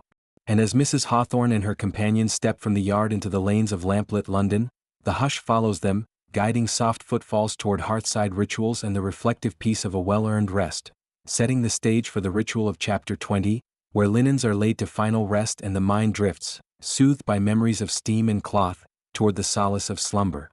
The heavy latch of the front door closed with a soft click behind her, and Mrs. Hawthorne stood for a moment in the narrow entry hall, the weight of the day's labor settling into her shoulders like a familiar shawl. A single candle flickered on a small wall sconce, its wavering glow illuminating the worn brass escutcheon of the door and the smudged footprints on the flagstone floor. The basket at her feet, piled high with the fruits of the communal washhouse, the stiffened collars, the linen sheets still faintly scented of sunshine, the stockings that had clung like cool shadows to ankles, seemed to pulse with the memory of steam and clatter. She straightened her back, shifting the wicker handle so that the worn leather pad nestled against her forearm, and allowed herself a slow, almost imperceptible exhale. At last she was home. A hush reigned in the small parlor. The fire in the grate had long since smoldered to glowing embers, and the hearth rug felt cool underfoot. Taking up the basket, Mrs. Hawthorne crossed to the oak sideboard, its surface polished a deep honey brown by years of careful rubbing, and set the load upon it. Each piece of laundry was now her own again, once a communal effort, now a private ritual.